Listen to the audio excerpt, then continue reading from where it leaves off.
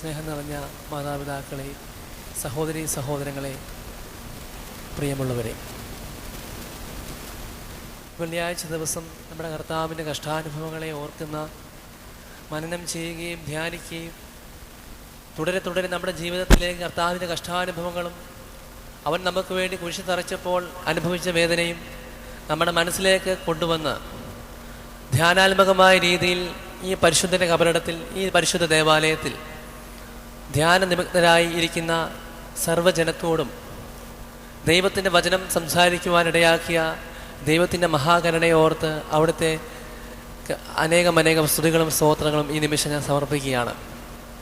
പ്രത്യേകാൽ ഈ വെള്ളിയാഴ്ച ദിവസം ധ്യാനത്തിനും ദൈവസന്നിധിയിൽ വിനീതമായും വിധേയത്വത്തോടും സർവാംഗം നമിച്ചുകൊണ്ട് നിൽക്കുന്ന പ്രിയ സഹോദരങ്ങളെ, ദൈവമാതാവിൻ്റെ വാങ്ങിപ്പ് പെരുന്നാളിലൂടെയാണ് നാം കടന്നു പോകുന്നത്. 15 ദിവസത്തെ നോയമ്പ് നോറ്റ് ദൈവമാതാവിൻ്റെ വാങ്ങിപ്പ് പെരുന്നാൾ നമ്മൾ ആഘോഷിക്കുമ്പോൾ മാതാവിൽ വിളങ്ങിയിരുന്നതായ എളിമയും താഴ്മയും സഹിഷ്ണുതയും സഹാനുഭൂതിയും നമ്മുടെ മുഖങ്ങളിലും നമ്മുടെ ഹൃദയങ്ങളിലും നമ്മുടെ പ്രവൃത്തിയിലും ഒരുപോലെ വിളങ്ങിക്കാണണമേ എന്നുള്ള പ്രാർത്ഥന എപ്പോഴും നമ്മളുടെ മനസ്സിലുണ്ടാകണം. എങ്കിൽ മാത്രമേ ഈ നോയമ്പും നമ്മുടെ ഉപവാസവും നമ്മുടെ പ്രവൃത്തികളും നമ്മുടെ ചിന്തകളും നമ്മുടെ ബോധങ്ങളും ഒക്കെയും കർത്താവിന് ഹിതകരമായ വിധത്തിൽ വന്ന് ഭവിക്കുകയുള്ളൂ. എപ്രകാരമാണ് നമ്മുടെ പ്രവൃത്തികൾ കർത്താവിന് ഹിതകരമായി തീരുന്നത്? നമ്മുടെ ഓരോ പ്രവൃത്തിയും നമ്മുടെ ചിന്തയും നമ്മുടെ ഉത്ബോധവും കർത്താവിന് ഹിതകരമായ രീതിയിൽ മാറണമെങ്കിൽ അവന് ഇഷ്ടമുള്ള രീതിയിൽ നമ്മൾ പ്രവർത്തിക്കണം. നമ്മുടെ ചിന്തകൾ പോലും അത്തരത്തിൽ താഴ്മയും വിനയവും ഉള്ളതാക്കി തീർക്കുവാൻ ദൈവം നമ്മളെ സഹായിക്കട്ടെ എന്ന് ആദ്യമായിട്ട് പ്രാർത്ഥിക്കുന്നു. എളിമയുടെ തെളിമയെ ഉൾക്കൊണ്ടാൽ മഹിമ വെളിപ്പെടും എന്ന് നമ്മൾ കേട്ടിട്ടുണ്ട്. എപ്രകാരമാണ് എളിമയുടെ തെളിമയെ ഉൾക്കൊള്ളേണ്ടത്? ദൈവമാതാവിൻ്റെ അല്ലെങ്കിൽ ദൈവമാതാവിൽ വിളങ്ങിക്കാണുന്ന എളിമയുടെ തെളിമയാണ് മഹിമപ്പെടുത്തിയത്. കർത്താവിൻ്റെ സന്നിധിയിൽ താഴുവാൻ കാണിച്ച അവൻ്റെ ഹിതപ്രകാരം അവിടുത്തെ ഇഷ്ടം പോലെ സകലതും ഭവിക്കട്ടെ എന്ന് സ്വയം താഴ്ത്തിയത് കൊണ്ട് ദൈവമാതാവ് ദൈവത്തിനാൽ ഉയർത്തപ്പെടുകയാണ് ഉണ്ടായത്.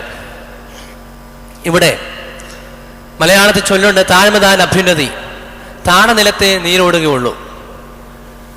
ഈ ചൊല്ലുകളൊക്കെയും നമ്മളെ ഉദ്ബോധിപ്പിക്കുന്നത് ദൈവമാതാവിൽ വിളങ്ങിയതായ താഴ്മ, വിനയം, ദൈവസന്നിധിയിൽ സ്വയം താഴ്ത്തി ഞാൻ ഏതുമല്ല, ഞാൻ ഒന്നുമല്ല എന്ന് സ്വയം വെറുമയാക്കപ്പെട്ട ആ മാതാവിൻ്റെ ചിത്രമാണ് നമ്മുടെ മനസ്സിലേക്ക് ആദ്യമായി കടന്നു വരേണ്ടത്. ഈ വാങ്ങിപ്പ് പെരുന്നാളിൽ, ഈ നോയമ്പിൻ്റെ ദിവസത്തിൽ നമ്മുടെ ചിന്ത, നമ്മുടെ ഹൃദയത്തിലെ ഓരോ നിമിഷങ്ങളും നമ്മൾ ക്രമപ്പെടുത്തേണ്ടത് ദൈവത്തിന് വേണ്ടിയായിരിക്കണം.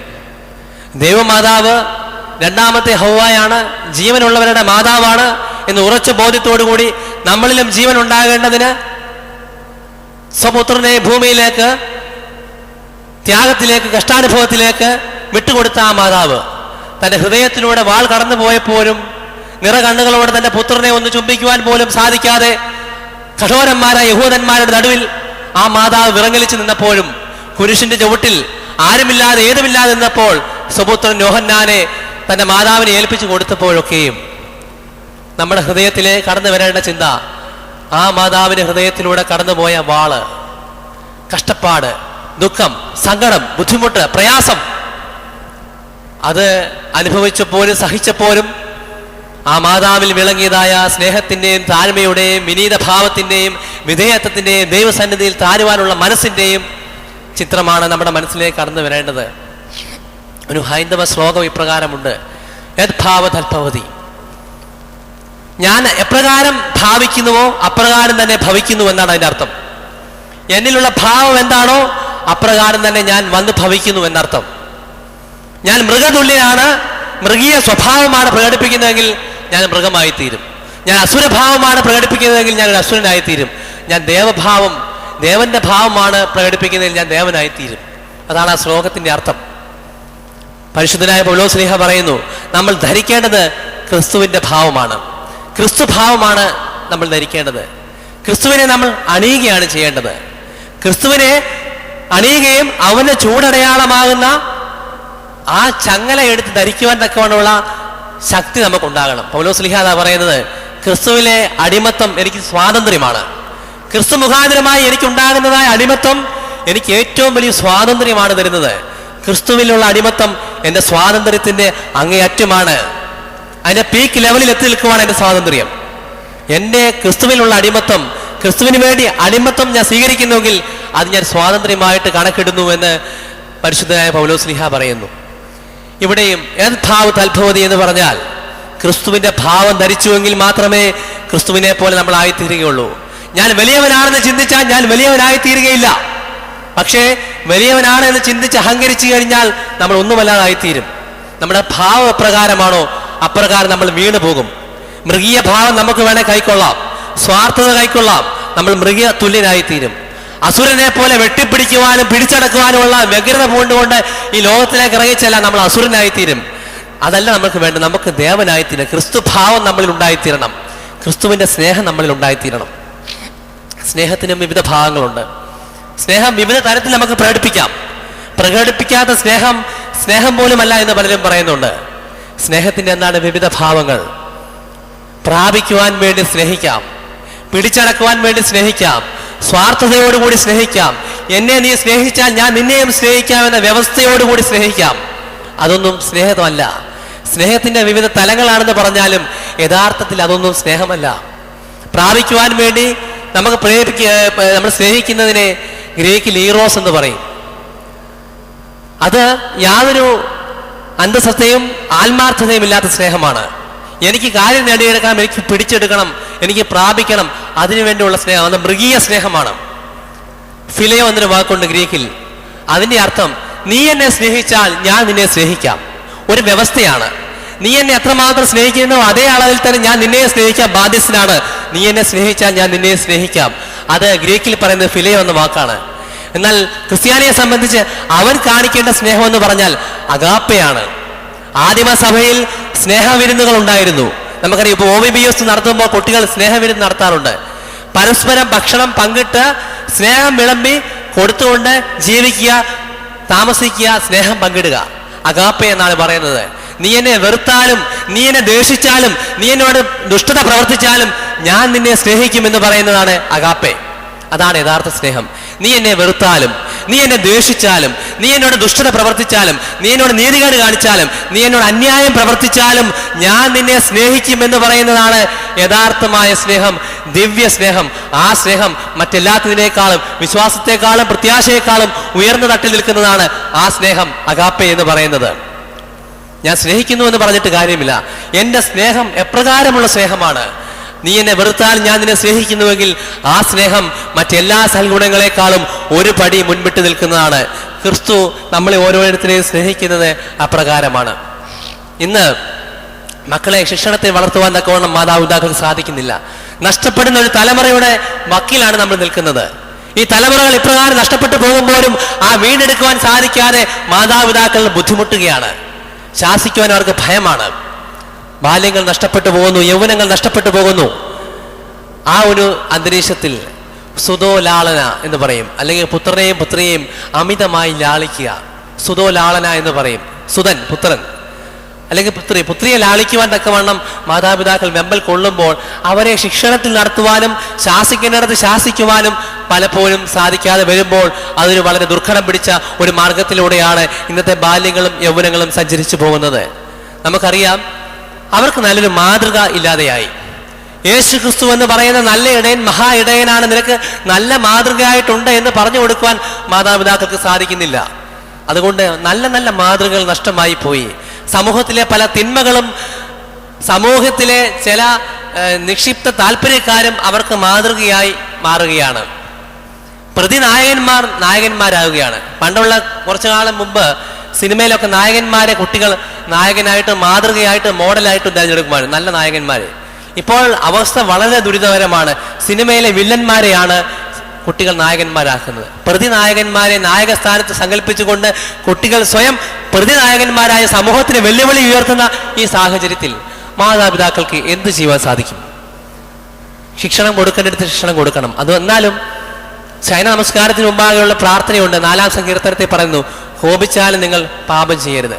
നിങ്ങൾക്ക് കോപിക്കുവാൻ അവസരമുണ്ട്, കുട്ടികളെ ശാസിക്കുവാൻ അവസരമുണ്ട്, ശിക്ഷിക്കുവാൻ അവസരമുണ്ട്, ശിക്ഷണം കൊടുക്കുവാൻ ദൈവം നിങ്ങൾക്ക് അവസരം നൽകുന്നുണ്ട്. പക്ഷേ അത് കോപിച്ചാലും പാപത്തിന്, കോപം കൊണ്ട് കുട്ടിയെ തല്ലിക്കൊല്ലുവാൻ നിങ്ങൾക്ക് അവകാശമില്ല, കുട്ടിയെ മർദ്ദിച്ച് അവശനാക്കുവാൻ അവകാശമില്ല. ഈ അടുത്ത കാലത്തായിട്ട് നമ്മൾ കണ്ടുവരുന്ന സാഹചര്യമാണ് കോപം മൂത്തിട്ട് കുട്ടികളെ തല്ലിക്കൊല്ലുകയും അടിച്ച് പരിക്കേൽപ്പിക്കുകയും അബോധാവസ്ഥയിലേക്ക് എത്തിക്കുകയും അങ്ങനെയുള്ള ഒരു കോപം പാപത്തിലേക്ക് എത്തിപ്പെടരുത്. പക്ഷേ കോപിക്കേണ്ടിടത്ത് നിങ്ങൾ കോപിക്കണം, ശിക്ഷണം കൊടുക്കേണ്ടിടത്ത് ശിക്ഷണം കൊടുക്കണം എന്നാണ് ഇവിടെ പറയുന്നത്. 127 സങ്കീർത്തനത്തിൽ സങ്കീർത്തനക്കാരനും അതാണ് പറയുന്നത് കുട്ടികളെ സംബന്ധിച്ച്. 127 സങ്കീർത്തനത്തിൽ സങ്കീർത്തനക്കാരൻ വളരെ സന്തോഷത്തോട് യൗവനത്തിലെ കുട്ടികളെ കുറിച്ച് പറയുകയാണ്. കുട്ടികൾ എന്ന് പറയുന്നത് യഹോവ നൽകുന്ന അവകാശവും ഉദരഫലം അവൻ തരുന്ന പ്രതിഫലവും തന്നെ. യഹോവ നൽകുന്ന അവകാശമാണ് നമ്മുടെ യൗവനത്തിലെ മക്കൾ. അവര് ഉദരഫലം ദൈവം നൽകുന്ന പ്രതിഫലമാണ്, ദൈവത്തിന്റെ ദാനമാണ് കുട്ടികൾ. ആ കുട്ടികൾ വഴിതെറ്റിപ്പോകാതെ വഴിപിഴച്ചു പോകാതെ കാത്തു സൂക്ഷിക്കുവാനുള്ള ഉത്തരവാദിത്തം മാതാപിതാക്കൾക്കാണ് പ്രഥമമായിട്ടുള്ളത്. ക്രിസ്തുവിനെ വഴിതെറ്റിപ്പോകാതെ അല്ലെങ്കിൽ ക്രിസ്തുവിന്റെ ബാല്യത്തെ നശിച്ചു പോകാതെ തൻ്റെ കൈക്കുമ്പിളിൽ തൻ്റെ നെഞ്ചോട് മാറോട് ചേർത്തണച്ച് വളർത്തിയ മാതാവാണ് നമ്മുടെ ദൈവമാതാവ്. ഇല്ലെങ്കിൽ ക്രിസ്തു വഴിതെറ്റി പോവുകയില്ല എന്നതല്ല. പക്ഷെ ആ മാതാവ് ക്രിസ്തു ദൈവപുത്രനാണെന്ന് അറിഞ്ഞിരുന്നിട്ട് കൂടി അവനെ ശാസിക്കേണ്ടടുത്ത് ശാസിക്കുകയും ശിക്ഷണം കൊടുക്കേണ്ടടുത്ത് ശിക്ഷണം കൊടുക്കുകയും തൻ്റെ വാത്സല്യത്തിലും തൻ്റെ സ്നേഹത്തിലും മാറോട് ചേർത്ത് പിടിച്ച് വളർത്തുവാൻ തക്കവണ്ണം ദൈവമാതാവ് കാണിച്ചതായ ആ സന്മനോഭാവമാണ് നമ്മുടെ ഇന്നത്തെ മാതാപിതാക്കളിൽ വിളങ്ങേണ്ട ഏറ്റവും വലിയ സംഗതി എന്ന് പറയുന്നത്. നഗരവാതിക്കൽ വെച്ച് ശത്രുക്കളോട് സംസാരിക്കുമ്പോൾ അപ്പനും അമ്മയും നാണം കെട്ട് തല താഴ്ത്തുവാൻ അവസരം ഉണ്ടാകാതിരിക്കണമെങ്കിൽ നമ്മുടെ ഇന്നത്തെ മക്കൾ വീരന്റെ കയ്യിലെ അസ്ത്രങ്ങൾ പോലെയാകണം. ലക്ഷ്യത്തെ ഭേദിക്കുന്നതാകണം, അമിത വേഗം ഉണ്ടായിരിക്കണം.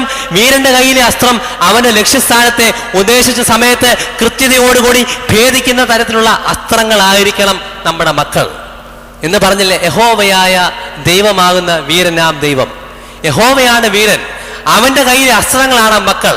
എങ്കിൽ അവൻ ലക്ഷ്യത്തെ ഭേദിക്കുന്നവനാണ്. സന്മാർഗത്തിലൂടെ സഞ്ചരിച്ച് ലക്ഷ്യത്തെ നല്ല മാർഗത്തിലൂടെ മാത്രം സഞ്ചരിച്ചുകൊണ്ട് ലക്ഷ്യത്തെ ഭേദിക്കുന്ന അതിവേഗതയുള്ള കൃത്യതയാർന്ന അസ്ത്രം കണക്കിയാകും നമ്മുടെ മക്കൾ. എങ്ങനെയാണെങ്കിൽ യഹോവയായ ദൈവത്തിന്റെ വീരനായ ദൈവത്തിന്റെ കയ്യിലെ അസ്ത്രങ്ങൾ പോലെ. ഇങ്ങനെയുള്ള മക്കളെ കൊണ്ട് ആവനാരികളെ നിറച്ചു കഴിഞ്ഞാൽ നഗരവാതിൽക്ക് വെച്ച് മറ്റുള്ളവരോട് സംസാരിക്കുമ്പോൾ ഒരു അപ്പനും ഒരമ്മയ്ക്കും നാണിച്ച് തല താഴ്ത്തേണ്ടി വരികയില്ല. തല ഉയർത്തിപ്പിടിച്ചുകൊണ്ട് തന്നെ തങ്ങളുടെ മക്കളെ ഓർത്ത് അഭിമാനം കൊണ്ടുകൊണ്ട് അഭിമാന പുരസ്സരം തല ഉയർത്തിപ്പിടിച്ച് നിൽക്കണമെങ്കിൽ അങ്ങനെയുള്ള മക്കൾ യഹോവയായ ദൈവത്തിന്റെ വീരനായ യഹോവയുടെ കയ്യിലെ അസ്ത്രങ്ങളായി മാറണം എന്നാണ് ഏറ്റവും പ്രധാനമായിട്ടുള്ള ഒരു സംഗതി. ഇന്ന ദിവസം ഇവിടെ നമ്മുടെ എല്ലാവരുടെയും ശ്രദ്ധയിലേക്ക് ദൈവമാതാവിനെ സമർപ്പിച്ചുകൊണ്ട് ദൈവമാതാവിന്റെ ജീവിതത്തിലെ നല്ല നല്ല കാര്യങ്ങളെക്കുറിച്ച് ഒരുപാട് നിങ്ങൾ കേട്ടിട്ടുണ്ട്. എങ്കിലും ആ മാതാവിൽ വിളങ്ങിനായ വിശ്വാസം, പ്രത്യാശ, പ്രവൃത്തിയിലുള്ള സ്ഥിരത, വിശ്വാസത്തിലുള്ള സ്ഥിരത, ആ വിശ്വാസത്തിനൊക്കെ ഒത്തവണ്ണമുള്ള പ്രവൃത്തിയും ആണ് ദൈവമാതാവിൽ വിളങ്ങിയ ഏറ്റവും വലിയ സന്മനോഭാവം, സൽസ്വഭാവം എന്ന് പറഞ്ഞു കഴിഞ്ഞാൽ. യാക്കോബ് ശ്ലീഹായുടെ 1-ാം ലേഖനത്തിൽ അതിൻ്റെ 2, 3, 4 വാക്യങ്ങളിൽ വളരെ വ്യക്തമായ ഒരു വാക്യം പറയുന്നുണ്ട്. എൻ്റെ സഹോദരന്മാരെ, നിങ്ങൾ വിവിധ പരീക്ഷകളിൽ അകപ്പെടുമ്പോൾ നിങ്ങളുടെ വിശ്വാസത്തിന്റെ പരിശോധന സ്ഥിരത ഉളവാക്കുന്നുവെങ്കിൽ എന്ന് അറിഞ്ഞ് അതിൽ അശേഷം സന്തോഷം എന്നുണ്ടുവിൻ. നമ്മുടെ വിശ്വാസത്തിന്റെ പരിശോധന സ്ഥിരത ഉളവാക്കുന്നുവെന്നറിഞ്ഞാൽ അത് അശേഷം സന്തോഷം എന്നുണ്ടുവിൻ. ഇന്ന് സ്കൂളിൽ കുട്ടികൾക്ക് മിഡ് ടേം എക്സാം ഉണ്ട്, ഓണത്തിന് എക്സാം ഉണ്ട്, ഓരോ തിങ്കളാഴ്ച തോറും എക്സാം നടത്തുന്നുണ്ട്. എന്തിൻ്റെ എക്സാം നടത്തുന്നത്? അവരെ പഠിച്ച കാര്യങ്ങളെ ഒന്ന് റിവൈസ് ചെയ്ത് എന്തെല്ലാം കാര്യങ്ങൾ ഓർമ്മയിലുണ്ട്, എന്തെല്ലാം കാര്യങ്ങൾ അവർക്ക് കൃത്യമായ രീതിയിൽ പരീക്ഷാ പേപ്പറുകളിൽ സബ്മിറ്റ് ചെയ്യുവാനായിട്ട് സാധിക്കുന്നുണ്ട് എന്ന് ഉള്ളൊരു ടെസ്റ്റാണ് ഈ പരീക്ഷ എന്ന് പറയുന്നത്. അതുപോലെ തന്നെ ഒരു പരീക്ഷ വേണം നമ്മുടെ വിശ്വാസത്തെ സംബന്ധിച്ച്. നമ്മൾ പറയും ഞങ്ങൾ വലിയ വിശ്വാസികളാണ്, ക്രിസ്തുവിൽ വിശ്വസിക്കുന്നവനാണ്, ക്രിസ്തുവിൽ അടിയുറച്ച് വിശ്വസിക്കുന്നു, എന്ത് ത്യാഗം സഹിക്കുവാൻ ഞാൻ തയ്യാറാണ്, എന്ത് കഷ്ടപ്പാട് വന്നാൽ ഞാൻ പിടിച്ചു നിൽക്കും, കാരണം എനിക്ക് ക്രിസ്തു എന്ന ഉറച്ച പാറയെ ഞാൻ വിശ്വസിക്കുന്നു എന്നൊക്കെ പറഞ്ഞാലും പലപ്പോഴും നമ്മുടെ വിശ്വാസത്തിന് കോട്ടം തട്ടുന്നു എന്നുള്ളൊരു യാഥാർത്ഥ്യമാണ്. അതുകൊണ്ട് നമുക്കൊരു മിഡ് ടേം എക്സാം വേണം, വിശ്വാസത്തിന്റെ പരിശോധന വേണം, വിശ്വാസത്തിന് വേണ്ടി നമ്മൾ എക്സാം നടത്തണം. ആ എക്സാം നടത്തി അതിൻ്റെ ഫലം എന്ന് പറയുന്നത് നമ്മുടെ വിശ്വാസത്തിന്റെ പരിശോധനയിൽ നമ്മൾ സ്ഥിരത ഉളവാക്കുന്നു എന്നറിഞ്ഞാൽ അത് അശേഷം സന്തോഷം എന്നുണ്ടുവിൻ. നമുക്ക് മൈനസ് മാർക്ക് ഉണ്ടാകുവാൻ പാടില്ല. വിശ്വാസത്തിന്റെ പരിശോധന നടത്തുമ്പോൾ നമുക്ക് മൈനസ് മാർക്ക് ഉണ്ടാകുവാൻ പാടില്ല. വിശ്വാസത്തിന്റെ പരിശോധനയിൽ നമുക്ക് മാർക്ക് കുറഞ്ഞു പോകാനും പാടില്ല. നമ്മുടെ ആദിയിൽ ഉണ്ടായിരുന്ന വിശ്വാസം അതേപടി മുറുകെ പിടിച്ചുകൊണ്ട് നമ്മുടെ വിശ്വാസത്തിന്റെ പരിശോധനയിൽ 100-ൽ 100 മാർക്ക് വാങ്ങുവാനും നമുക്ക് സാധിച്ചെങ്കിൽ മാത്രമേ നമ്മുടെ പ്രാർത്ഥനയ്ക്ക് ഫലം ഉണ്ടാകുകയുള്ളൂ. വിശ്വാസത്തോടു കൂടിയുള്ള പ്രാർത്ഥനയ്ക്ക് മാത്രമേ ഫലം കാണുവാനായിട്ട് സാധിക്കുകയുള്ളൂ. വിശ്വാസത്തോടു കൂടിയുള്ള പ്രാർത്ഥന, വിശ്വാസത്താൽ മാത്രമേ നമുക്ക് സകലതിനും സാധ്യമാവുകയുള്ളൂ. എൻ്റെ സഹോദരന്മാരെ, നിങ്ങൾ വിവിധ പരീക്ഷകളിൽ അകപ്പെടുമ്പോൾ നിങ്ങളുടെ വിശ്വാസത്തിൻ്റെ പരിശോധന സ്ഥിരത ഉളവാക്കുന്നു എന്ന് പറഞ്ഞാൽ അശേഷം സന്തോഷമെന്നുണ്ടുവിൻ എന്ന് പറഞ്ഞിട്ട് പിന്നീട് പറയുകയാണ്, നിങ്ങളുടെ വിശ്വാസ സ്ഥിരത മാത്രം പോരാ, വിശ്വാസത്തിന് ഉതകുന്ന പ്രവൃത്തിയും നിങ്ങളുടെ പക്കൽ നിന്നുണ്ടാകണം. യാക്കോബ് ശ്ലീഹ പ്രവൃത്തിക്ക് ഒരുപാട് മാനം കൽപ്പിക്കുന്ന ഒരു വ്യക്തിയാണ്. പ്രവൃത്തി വേണം നമ്മുടെ പക്കൽ നിന്ന്. വിശ്വാസമോ പ്രസംഗമോ ഉണ്ടായിട്ട് കാര്യമില്ല. നിന്റെ ഭാഗത്തു നിന്ന്, എൻ്റെ ഭാഗത്തു നിന്ന് പ്രവൃത്തി അതിനനുസരണമായിട്ടുണ്ടായിരിക്കണമെന്ന് കർക്കശമായിട്ട് പറയുന്ന ഒരു സ്ലീഹാണ് യാക്കോബ് സ്ലീഹ. പക്ഷെ പരിശുദ്ധനായ പൗലോസ് സ്ലീഹ പറയുന്നു, വിശ്വാസമാണെല്ലാം. വിശ്വാസമുണ്ടെങ്കിൽ മതി. നിന്റെ വിശ്വാസം നിന്റെ ദൈവത്തെ കാണുവാൻ തക്കവണ്ണം നിന്നെ ഉപകരിക്കും. വിശ്വാസത്താൽ ഹാനോക്ക് രക്ഷപ്പെട്ടു, വിശ്വാസത്താൽ അബ്രഹാം നീതീകരിക്കപ്പെട്ടു, വിശ്വാസത്താൽ യാക്കോബ് നീതീകരിക്കപ്പെട്ടു. അങ്ങനെ ഒരുപാട് കാര്യങ്ങൾ പരിശുദ്ധനായ പൗലോസ് സ്ലീഹ നിരത്തുമ്പോഴും യാക്കോബ് സ്ലീഹ പറയുന്നു, വിശ്വാസം നല്ലതാണ്, പക്ഷേ അതിന് തക്കവണ്ണം നിങ്ങളുടെ ഓരോരുത്തരുടെയും ഭാഗത്ത് നിന്ന്, എൻ്റെ ഓരോരുത്തരുടെയും ഭാഗത്ത് നിന്ന് എന്താ വേണ്ടത്? വിശ്വാസത്തിന് ഉതകുന്ന വിധത്തിലുള്ള, അതിനെ തികയ്ക്കുന്ന വിധത്തിലുള്ള പ്രവൃത്തിയും നമ്മുടെ ഭാഗത്തു നിന്നുണ്ടാകണമേ എന്ന് യാക്കോബ് സ്ലീഹ പറയുകയാണ്. അപ്രകാരം വിശ്വാസത്തിൻ്റെ സ്ഥിരതയും വിശ്വാസത്തിനെ തികയ്ക്കുന്ന പ്രവൃത്തിയും ഒരുപോലെ കാണിച്ച, നമ്മുടെ മുന്നിൽ നമുക്ക് പ്രദാനം ചെയ്തു തന്ന ഒരു പ്രിയപ്പെട്ട മാതാവായിരുന്നു കർത്താവിൻ്റെ അമ്മയായ നമ്മുടെ ദൈവമാതാവ്. നമ്മുടെ ദൈവമാതാവ് നമുക്ക് വേണ്ടി മധ്യസ്ഥത അടയ്ക്കുന്നു. ഈ വാങ്ങിപ്പ് പെരുന്നാളിൽ നമ്മൾ എത്രമാത്രം ദൈവത്തോടും ദൈവമാതാവിനോടും ചേർന്ന് നിൽക്കുകയും അവിടുത്തെ മധ്യസ്ഥതയിലും അപേക്ഷയിലും അഭയം പ്രാപിക്കുകയും ചെയ്താൽ തീർച്ചയായിട്ടും ഈ നോമ്പ് അവസാനിക്കുമ്പോൾ വാങ്ങിപ്പ് പെരുന്നാളിനോടനുബന്ധിച്ച് നമ്മുടെ ആഗ്രഹങ്ങളൊക്കെയും സാധിച്ചു തരും ദൈവം. കാരണം ദൈവമാതാവിൻ്റെ, കർത്താവിൻ്റെ അമ്മയുടെ അപേക്ഷ ഒരിക്കലും നമ്മുടെ കർത്താവ് നിരസിച്ച് കളയുകയില്ല.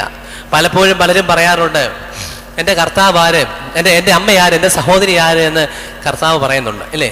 പല പ്രൊട്ടസ്റ്റന്റ് ചിന്താഗതിക്കാരും ഒക്കെ പറയുന്നൊരു കാര്യം, എൻ്റെ മാതാവ് ആര്, എൻ്റെ സഹോദരന്മാരാര് എന്ന് കർത്താവിൻ്റെ മാതാവിനെ കുറിച്ച് ചോദിച്ചു എന്നൊരു അപഖ്യാതി പറഞ്ഞു വരുത്തുന്നുണ്ട്. വിശുദ്ധ ഗ്രന്ഥത്തിലുള്ളതാണ്. പക്ഷേ പിന്നീട് രണ്ടാമത് വരുന്ന ഒരു ഭാഗം നമ്മൾ വായിച്ചു നോക്കണം. എൻ്റെ പിതാവിൻ്റെ ഇഷ്ടം പ്രവർത്തിക്കുന്ന ആരാണോ അവരൊക്കെയാണ് എൻ്റെ അമ്മയും സഹോദരിമാരും. ദൈവത്തിന്റെ മാതാവായ കർത്താവിന്റെ അമ്മ ചെയ്തതുപോലെ ആരെങ്കിലും ദൈവത്തിന്റെ ഹിതം ചെയ്തിട്ടുണ്ടോ?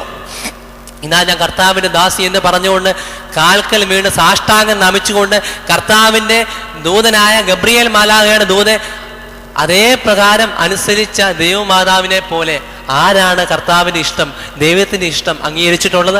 ആരാണ് ദൈവത്തിന്റെ ഇഷ്ടം പ്രവർത്തിച്ച് കാണിച്ചിട്ടുള്ളത്?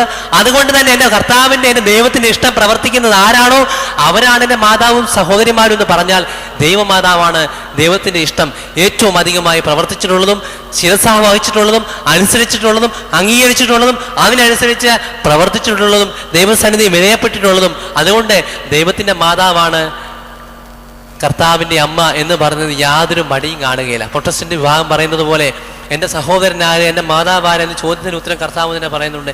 എൻ്റെ പിതാവിൻ്റെ ഇഷ്ടം പ്രവർത്തിക്കുന്ന ആരാണോ അവരൊക്കെയാണ് എൻ്റെ മാതാവും സഹോദരിമാരും. അതുകൊണ്ട് തന്നെ എൻ്റെ അമ്മ ദൈവത്തിൻ്റെ ഹിതം പ്രവർത്തിച്ചിട്ടുള്ള വ്യക്തിയായതുകൊണ്ട് എൻ്റെ അമ്മ ദൈവത്തിൻ്റെ മാതാവാണ്, ദൈവമാതാവാണ്, ദൈവത്തെ പ്രസവിച്ചവളാണ്. അതാണ് നമ്മുടെ സഭയുടെ അടിസ്ഥാനപരമായ വിശ്വാസം ഉള്ളത് തന്നെ. തൻ്റെ സ്വന്തം പ്രാണനിൽ കൂടി വാൾ കടക്കും എന്ന് പറയുന്നു. ലൂക്കോസിന്റെ സുവിശേഷം 2-ാം അധ്യായം 35-ാം വാക്യം. പരിശുദ്ധനായ ഒരു വ്യക്തിയെ, മശിഹായെ പ്രതീക്ഷിച്ചുകൊണ്ട് ഷിമിയോൻ എന്ന് പറയുന്ന വൃദ്ധനായ മനുഷ്യൻ വളരെ കാലം ദേവാലയത്തിൽ കഴിച്ചുകൂട്ടി. തൻ്റെ കണ്ണ്, ആ സൗഭാഗ്യത്തെ കണ്ട് ദർശിച്ചുകൊണ്ട് വിളിച്ചു പറയുന്ന വാക്കാണ്, ഇത്രയും വലിയൊരു രക്ഷകനെ എൻ്റെ കണ്ണ് കാണുവാനിടയായത് എൻ്റെ നാളുകൾ അടുത്തു കഴിഞ്ഞു. ഇനി എനിക്ക് വളരെ കുറച്ചു കാലമേ ജീവിച്ചാൽ മതി, കാരണം എൻ്റെ രക്ഷകനെ ഞാൻ കണ്ടു. എന്നിട്ട് മാതാവിനോട് പറയുകയാണ്, നിന്റെ പ്രാണനിൽ കൂടിയും ഒരു വാൾ കടക്കും. അവിടെ വിശ്വാസത്തിന് കോട്ടം തട്ടുന്നില്ല. മാതാവിൻ്റെ വിശ്വാസത്തിന് അവിടെ യാതൊരു കോട്ടവും തട്ടുന്നതായിട്ട് കാണുന്നില്ല. കാരണം അത്രയ്ക്ക് അടിയുറച്ച വിശ്വാസവും ദൈവസന്നിധിയിലുള്ള ബോധവും ദൈവമാതാവിനുണ്ടായിരുന്നു. എന്താ കാര്യം? വിശ്വാസത്തെ സംബന്ധിച്ച് മാത്യു ആർണോൾഡ് എന്ന് പറയുന്ന ആംഗലേയ സാഹിത്യകാരൻ ഇപ്രകാരം പറയുന്നുണ്ട്. ഒരു കാലത്ത് ഒരു വിശ്വാസിയെ വെള്ളി അരിഞ്ഞാടം പോലെ ചുറ്റപ്പെട്ട് കിടന്നിരുന്ന കടലായിരുന്നു വിശ്വാസം. അദ്ദേഹം ഉപമിക്കുന്നത് സമുദ്രത്തിലെ ദ്വീപിനോടാണ്. ദ്വീപ് എന്ന് പറയുന്നത് 4 വശവും വെള്ളത്താൽ ചുറ്റപ്പെട്ട് കിടക്കുന്ന കുറേ പ്രദേശമാണ് ദ്വീപ് എന്ന് പറയുന്നത്. അപ്രകാരം ഒരു കാലത്ത് വിശ്വാസിയെ ചുറ്റപ്പെട്ട് കിടന്നിരുന്ന കടലായിരുന്നു വിശ്വാസം എന്ന് മാത്യു ആറിനോട് തന്നെ ആംഗലേയ സാഹിത്യ ഡോവർ ബീച്ച് എന്ന് പറയുന്ന കവിതയിൽ പറയുന്നുണ്ട്.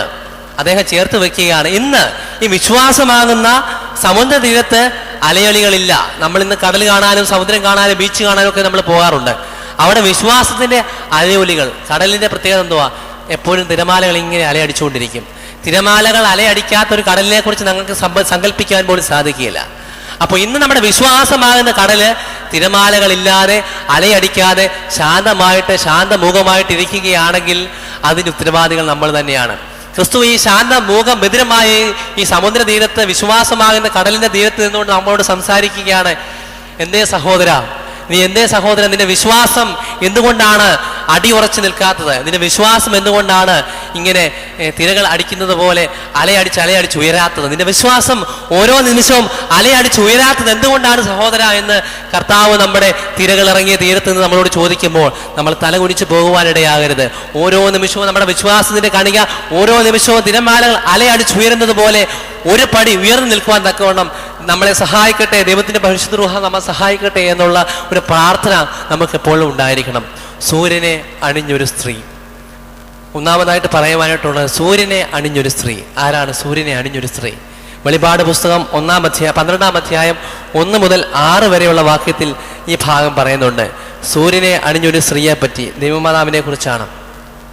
വെളിപാട് പുസ്തകം 12-ാം അധ്യായം 1 മുതൽ 6 വരെയുള്ള വാക്യത്തിൽ സൂര്യനെ അണിഞ്ഞൊരു സ്ത്രീ, അവളുടെ കാൽ കീഴെ ചന്ദ്രനും അവളുടെ തലയിൽ 12 നക്ഷത്രം കൊണ്ടുള്ള കിരീടവും ഉണ്ടായിരുന്നു. 12 നക്ഷത്രം കൊണ്ടുള്ള കിരീടം. 12 അപ്പോസ്തലന്മാരെ കുറിച്ചാണ് പറയുന്നത്. ഈ 12 പേരും ദൈവമാതാവിന്റെ മക്കളായിരുന്നു. കർത്താവ് തിരഞ്ഞെടുത്തപ്പെട്ട 12 ശിഷ്യന്മാരും ദൈവമാതാവിന്റെ മക്കളെ പോലെയായിരുന്നു. 12 ഗോത്രങ്ങളെ കുറിച്ചാണെന്ന് പറയുന്നുണ്ട്. 12 നക്ഷത്രങ്ങൾ ഈ സൂര്യനെ അണിഞ്ഞൊരു സ്ത്രീയിൽ ഉണ്ടായിരുന്നു. 12 നക്ഷത്രങ്ങൾ. എന്താണ് ഈ സൂര്യനെ അണിഞ്ഞൊരു സ്ത്രീ? അവിടെ കാൽ കീഴിലാണ് ചന്ദ്രൻ പോലും. ചന്ദ്രനെ പാദപീഠവും സൂര്യനെ സ്വയം എടുത്ത് അണിഞ്ഞിരിക്കുന്നതായ ഒരു സ്ത്രീയാണ് യോഹന്നാൻ ശ്ലീഹ വെളിപാട് പുസ്തകത്തിൽ ദർശനം കണ്ടിരിക്കുന്നത്. ദൈവമാതാവിനെ കുറിച്ചാണ് അവിടെ പറയുന്നത്. ഇരുളിനെ നീക്കുവാൻ തക്കവണ്ണം ഉദിച്ചുയർന്ന സൂര്യനാണ്, അല്ലെങ്കിൽ ഉദിച്ചുയർന്ന പ്രഭാതമാണ് ദൈവമാതാവ്. ഇരുളിനെ വകഞ്ഞു മാറ്റി ദീപം തെളിയിക്കുവാൻ തക്കവണ്ണം സൂര്യപ്രകാശം തരുവാൻ തക്കവണ്ണം ഉദിച്ചുയർന്ന സൂര്യനെ പോലെ ഉയർന്നു വന്നൊരു പ്രഭാതമായിരുന്നു ദൈവമാതാവ്. പ്രഭാതം എന്ന് പറയുന്നത് നന്മയുടെയാണ്, സന്തോഷത്തിന്റെയാണ്, ആനന്ദത്തിന്റെയാണ്. പ്രഭാതത്തിൽ നമ്മൾ ദൈവത്തെ സ്തുതിച്ചുകൊണ്ട് ഓരോ ദിവസവും നമ്മുടെ പ്രഭാതത്തിലേക്ക് കാലെടുത്ത് വെക്കുകയാണ്. ആ പ്രഭാതം എന്ന് പറയുന്നത് ദൈവമാതാവാണ്. സൂര്യനെ അണിഞ്ഞുകൊണ്ടൊരു സ്ത്രീ, നമുക്ക് പ്രകാശം ചൊരിഞ്ഞിരുന്നു. അവിടെ കാൽ കീഴിൽ ചന്ദ്രൻ നിലകൊള്ളുന്നു. സൂര്യനെ അണിഞ്ഞ ആ തേജോമയായ സ്ത്രീയാണ് നമ്മുടെ ദൈവമാതാവ് എന്ന് പറയുന്നത്.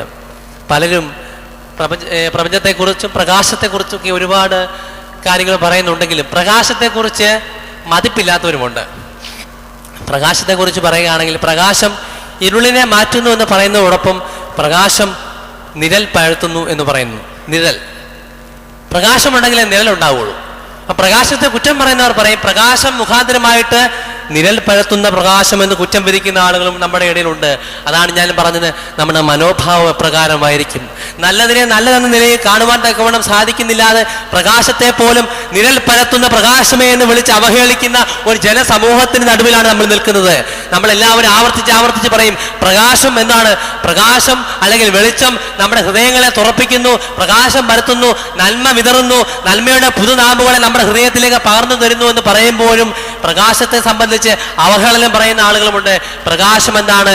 ഇരുളിനെ മാറ്റുക മാത്രമാണ് ചെയ്യുന്നത്, പകരം നിഴൽ പരത്തുന്നു. പ്രകാശം നിഴൽ പരത്തുന്നു എന്ന് കുറ്റം പറയുന്ന ആളുകൾ നമ്മുടെ ഇടയിലുണ്ട്.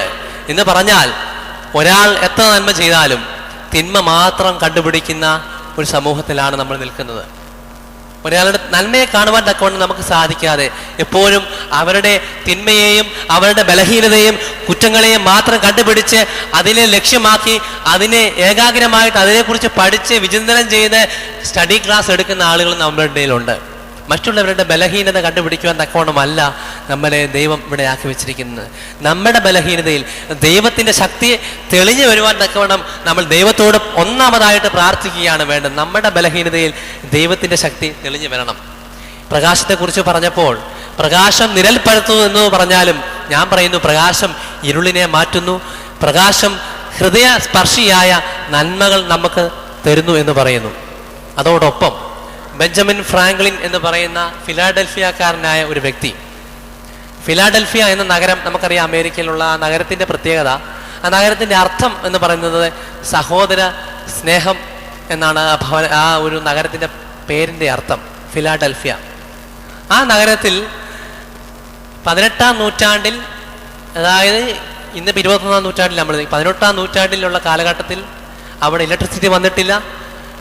വളരെ ദുർഘടമായ നഗരവീഥികളാണുള്ളത്. നമ്മുടെ ഇന്നത്തെ കേരളത്തിൻ്റെ അവസ്ഥയും ദേശീയപാതയുടെ അവസ്ഥയും വളരെ മോശമാണ്, ദുർഘടമാണ്. അപ്പോൾ 18-ാം നൂറ്റാണ്ടിലെ ഫിലാഡൽഫിയ എന്ന് പറയുന്ന നഗരത്തിൻ്റെ ചെറിയ നഗരവീഥികളിലൂടെ യാത്ര ചെയ്യുവാൻ വളരെ ബുദ്ധിമുട്ടും ക്ലേശകരവുമാണ്. അവിടെ രാത്രിയായി കഴിഞ്ഞു കഴിഞ്ഞാൽ അവിടെ അന്ധകാരമാണ്, ഇലക്ട്രിസിറ്റി വന്നിട്ടില്ല.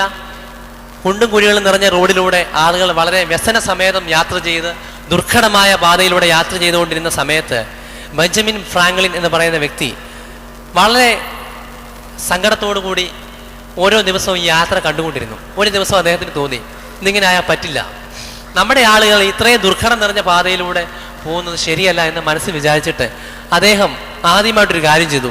ഒരു റാന്തൽ വിളക്കെടുത്ത് തൻ്റെ ഭവനത്തിലെ 4 കെട്ടിൽ അല്ലെങ്കിൽ അതിൻ്റെ വരാന്തയിൽ തൂക്കി തൻ്റെ വീടിൻ്റെ മുൻവശത്തൂടെ പോകുന്ന ആളുകൾക്കെങ്കിലും കുറച്ച് വെട്ടം നൽകുവാൻ എനിക്ക് സാധിച്ചെങ്കിൽ അത്രയുമെങ്കിലും ഉപകരിക്കട്ടെ എന്ന് അദ്ദേഹം മനസ്സിൽ വിചാരിച്ചുകൊണ്ട് ഒരു റാന്തൽ വിളക്കെടുത്ത് ബെഞ്ചമിൻ ഫ്രാങ്ക്ലിൻ ഫിലാഡൽഫിയയുടെ അദ്ദേഹത്തിൻ്റെ കൊച്ചു വീടിൻ്റെ വരാന്തയിൽ തൂക്കിയിട്ടു. അപ്പോൾ ആളുകൾ പൊക്കോണ്ടിരുന്ന വളരെ ദുർഘടമായ പാതയിലൂടെ നടന്നും ഒക്കെ നീങ്ങിയ ആളുകൾ ഈ വെട്ടം കണ്ടപ്പോൾ ഒന്ന് സമാധാനം തുടങ്ങി.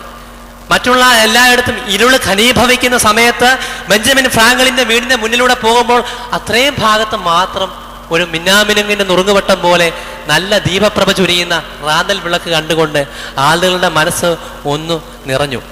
ഇത് കണ്ട് മറ്റാളുകൾക്കും തോന്നി, ഇത് കൊള്ളാമല്ലോ. ബെഞ്ചമിൻ ഫ്രാങ്ക്ലിൻ്റെ ആ നല്ല മാതൃകയെ അവിടെയുള്ള മുഴുവൻ ജനങ്ങളും ഒരാഴ്ചയ്ക്കുള്ളിൽ പിന്തുടർന്നു. ആ നഗരവീഥി മൊത്തവും റാന്തൽ വിളക്ക് കൊണ്ട് നിറഞ്ഞു.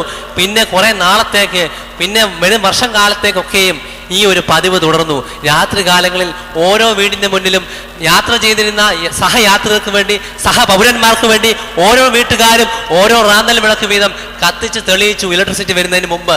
അപ്രകാരം ബെഞ്ചമിൻ ഫ്രാങ്ക്ലിൻ എന്ന് പറയുന്ന വ്യക്തി ഒരു നന്മ ചെയ്തെങ്കിൽ ആ നന്മയെ പിന്തുടരുവാൻ അനേകരുണ്ടായിരുന്നു. ഇന്ന് നമ്മുടെ സമൂഹത്തിൽ ഒരു നന്മ ചെയ്താൽ അതിനെപ്പറ്റി തിന്മ പറയുകയല്ലാതെ ആ നന്മയെ പ്രോത്സാഹിപ്പിക്കുവാൻ നമുക്ക് സാധിക്കുന്നില്ല എങ്കിൽ നമ്മളെ നയിക്കുന്നത് പരിശുദ്ധാത്മാവല്ല. നന്മയെ പ്രോത്സാഹിപ്പിക്കുകയും നമ്മൾ ഒരാൾക്ക് നന്മ ചെയ്താൽ ആ നന്മ തന്നെ നമുക്ക് പകരമായിട്ട് കിട്ടും. സങ്കീർത്തനക്കാരൻ പറയുന്നതുകൊണ്ട് ഞാൻ നന്മ ചെയ്യുമ്പോൾ എനിക്ക് തിന്മ മാത്രമാണ് പകരം കിട്ടുന്നത്. നന്മ ചെയ്യുമ്പോൾ മറ്റുള്ളവരുടെ ഭാഗത്ത് നിന്ന് എനിക്ക് തിന്മ മാത്രമാണ് പകരം കിട്ടുന്നതെന്ന് പറയുന്നു.